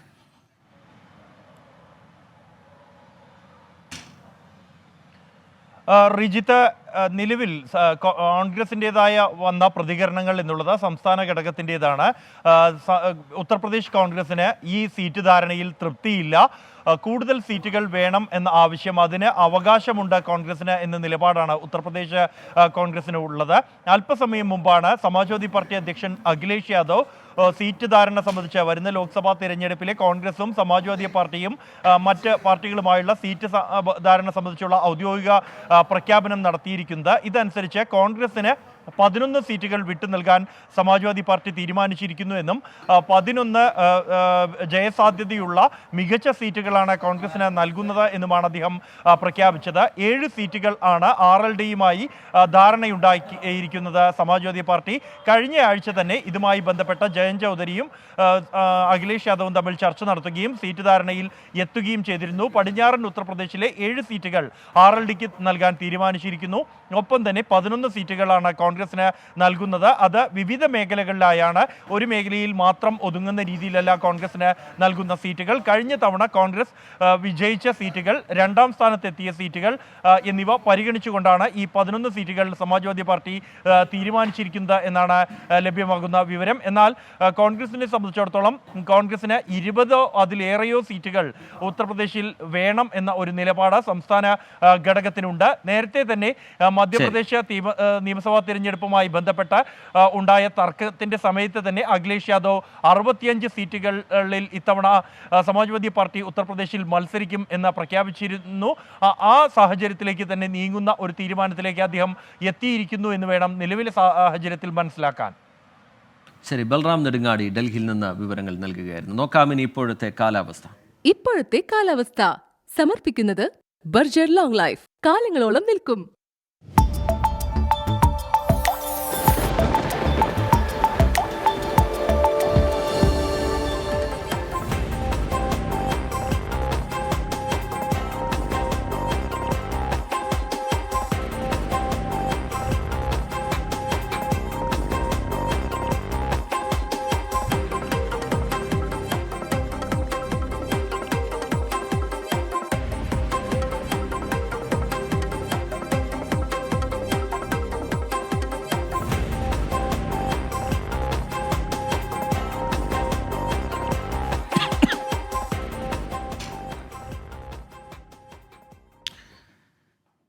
ഇന്ന് ഇതുവരെ പുറത്തു വന്ന വളരെ പ്രധാനപ്പെട്ട വാർത്തകളാണ് കഴിഞ്ഞ 1.5 മണിക്കൂറിൽ നമ്മൾ പങ്കുവച്ചത്. ബന്ധങ്ങൾ എങ്ങനെയാണ് ഊട്ടിയുറപ്പിക്കപ്പെടുന്നത്? ഒത്തുചേരലുകൾ, കമ്മ്യൂണിക്കേഷൻ, അങ്ങനെയൊക്കെത്താണ് കുടുംബ സമാഗമം, സംഗമം, ഇതൊക്കെയാണ് നമ്മളെ ആളുകളിലേക്ക് അടുപ്പിക്കുന്നത്. ചില ആൾക്കാർ പറയും മദ്യപിച്ച് നടക്കുന്ന ആളുകൾക്കും അവരുടെ ക്ലാസ്മേറ്റ്സിനുമായിരിക്കും വലിയ ബന്ധം. അതല്ല, ഈ സുഹൃത്തുക്കളുടെ കൂടിച്ചേരലുകൾ എപ്പോഴും നമ്മുടെ ബന്ധങ്ങളെ ഊട്ടി ഉറപ്പിക്കും. മനുഷ്യബന്ധങ്ങളുടെ അനിവാര്യതയെ നമ്മൾ നിർവചിക്കുമ്പോഴും പരസ്പര ബന്ധങ്ങളെക്കുറിച്ച് നമ്മൾ ആലോചിക്കുകയും ചെയ്യുമ്പോൾ ഇതൊക്കെ ശക്തിപ്പെടുത്തുന്ന ചടങ്ങുകൾ, ഒത്തുചേരലുകളാണ് എന്ന് നമുക്ക് കാണാൻ കഴിയും. പിറന്നാളോ അതല്ലെങ്കിൽ ഒരു കല്യാണമോ എന്തോ ആയിക്കോട്ടെ, നമ്മൾ ഈ ലോകത്തൊറ്റയ്ക്കല്ല എന്ന് വിശ്വസിക്കാൻ നമ്മളെ പ്രേരിപ്പിക്കുന്നത് ഇത്തരം ഒത്തുചേരലുകളാണ്. നമുക്ക് ആരൊക്കെ ഉണ്ട് എന്നൊരു തോന്നൽ. ഒറ്റയ്ക്കായി പോകുമ്പോഴാണ് പല ആളുകളും ആത്മഹത്യയിലേക്കും അങ്ങനെയുള്ള പ്രവണതകളിലേക്കും നടന്നു നീങ്ങുന്നത്. വിലമതിക്കാനാകാത്ത ഓർമ്മകളുടെ ഉത്സവങ്ങളാണ് എപ്പോഴും സമാഗമങ്ങൾ. നമ്മൾ പരസ്പരം കണ്ടുമുട്ടുന്നതും ഒത്തുചേരുന്നതും ചെറിയൊരു കാര്യമായി നമ്മൾ കാണാൻ കഴിയില്ല. നാളെ ജനുവരി 28 ലോകത്തിലൊരു ചരിത്രം എഴുതാൻ നമ്മൾ ശ്രമിക്കുന്നു. 24ൻ്റെ പ്രിയപ്പെട്ട പ്രേക്ഷകർ ഫ്ലവേഴ്സിൻ്റെ പിൻബലത്തോടെ കൊച്ചിയിൽ കടവന്ത്ര രാജീവ് ഗാന്ധി ഇൻഡോർ സ്റ്റേഡിയത്തിൽ ഒത്തുചേരുന്നു. ഈ ഒത്തുചേരലെ എങ്ങനെയാണ്, എന്താണെന്നറിയാൻ കൗതുകമുള്ള ഒരുപാട് ആളുകൾ ഈ വഴിവെക്കലൊക്കെ കാണുമ്പോൾ എന്നോട് ചോദിക്കുന്നുണ്ട്, എന്താണൊരു സംസ്ഥാന സമ്മേളനം? രാഷ്ട്രീയ കക്ഷികളുടെ ഒരുപാട് സമ്മേളനങ്ങൾ കണ്ട് പരിചയമുള്ള സാംസ്കാരിക കേരളത്തിന് ഒരു ടെലിവിഷൻ ചാനലിലെ പ്രേക്ഷകരുടെ സമ്മേളനം എങ്ങനെയിരിക്കുമെന്നറിയാൻ കൗതുകമുണ്ട്. ഇതൊരു കുടുംബ സംഗമമായിരിക്കും. പരസ്പരം സഹായിക്കാനും പരസ്പരം വാത്സല്യത്തോടെ പെരുമാറുവാനും പരസ്പരം തോളിൽ കൈയിടുവാനും ഒരുപാട് കാലം ഒന്നിച്ചു പോകാനുമുള്ള ഒരു സംഗമമാണ് ഈ സംസ്ഥാന സമ്മേളനം എന്ന് ഞാൻ അവരോട് പറയാതെ പറയുന്നുണ്ട്. പ്രേക്ഷകരോട് എനിക്കത് തന്നെയാണ് പറയുന്നത്. ഈ പ്രേക്ഷകരെയൊക്കെ നമുക്കറിയാം, യൂട്യൂബിലൂടെയും ഫോൺ കോളുകളുടെയൊക്കെ ഇവരുടെ പേരുകളും ഇവരുടെ അഭിപ്രായങ്ങളും ഒക്കെ നമുക്ക് എത്രയോ കാലമായി പരിചയമാണ്. 5 കൊല്ലത്തിലധികമായി 24 സംപ്രേഷണം ആരംഭിച്ചിട്ട്, ഫ്ലവേഴ്സ് സംപ്രേഷണം ആരംഭിച്ചിട്ട് 8 കൊല്ലം കഴിഞ്ഞിരിക്കുന്നു. ഈ കൊല്ലങ്ങളിൽ നമ്മൾ ഊട്ടി ഉറപ്പിച്ചിട്ടുള്ള ബന്ധങ്ങൾ, ദൃഢബന്ധങ്ങൾ പ്രേക്ഷകരുമായി കാര്യമായിട്ടുണ്ട്. അതിൻ്റെ ഒരു പുനഃസമാഗമമായിട്ടാണ് ഞാൻ നാളത്തെ സമ്മേളനത്തെ കാണുന്നത്. ഒന്നിച്ച് കാണുമ്പോൾ നമുക്ക് ഒരുപാട് കാര്യങ്ങൾ പങ്കുവയ്ക്കാൻ കഴിയും. പകരം വയ്ക്കാനില്ലാത്ത ദൃഢമായ ഒരു ബന്ധത്തിൻ്റെ ഊട്ടിയുറപ്പിക്കലായി ഈ സമ്മേളനം മാറുമെന്ന കാര്യത്തിൽ സംശയമില്ല. നമ്മുടെ മുന്നോട്ടുള്ള യാത്ര നമ്മൾ ഒറ്റയ്ക്കല്ല, നമ്മൾ ഒന്നിച്ചാണ് എന്നുള്ള സന്ദേശം ലോകത്ത് പ്രചരിപ്പിച്ചുകൊണ്ട് മലയാളി ചെയിനിൽ, മലയാളി ചങ്ങലയിൽ കണ്ണികളാകാൻ നിങ്ങൾ വരിക. നാളെ കൊച്ചിയിൽ കടവന്ത്ര രാജീവ് ഗാന്ധി ഇൻഡോർ സ്റ്റേഡിയത്തിൽ ഉച്ചയ്ക്ക് 2 മണിക്ക് നിഷ്പക്ഷമായ മാധ്യമധർമ്മം അനുഷ്ഠിക്കാനും ഈ മാധ്യമധർമ്മം അനുഷ്ഠിക്കുന്ന യാത്രയിൽ നമുക്കൊപ്പം ചേരുവാനും പ്രേക്ഷകർ തയ്യാറെടുക്കുമെന്ന കാര്യത്തിൽ എനിക്ക് സംശയമില്ല. പ്രേക്ഷകരുടെ ഈ കൂട്ടായ്മ വലിയൊരു സംഭവമാക്കാൻ നമ്മളെല്ലാ മുൻകരുതലുകളും എടുത്തു കഴിഞ്ഞു. ഒന്നിച്ചുള്ള ഈ യാത്രയ്ക്ക് നിങ്ങളും വരിക. നാളെ ഉച്ചയ്ക്ക് 2 മണിക്ക് കൊച്ചി കടവന്ത്ര രാജീവ് ഗാന്ധി ഇൻഡോർ സ്റ്റേഡിയത്തിൽ. അപ്പം നമ്മൾ അവിടെ കണ്ടുമുട്ടും. ലോകത്തെവിടെയായാലും ഏത് സമയത്തും 24 വാർത്തകളും ഓഗ്മെന്റഡ് റിയാലിറ്റി പാക്കേജുകളും എക്സ്പ്ലെയിനറുകളും വിശദമായി കാണാൻ ഞങ്ങളുടെ യൂട്യൂബ് ചാനൽ നിങ്ങൾക്ക് സബ്സ്ക്രൈബ് ചെയ്യാം.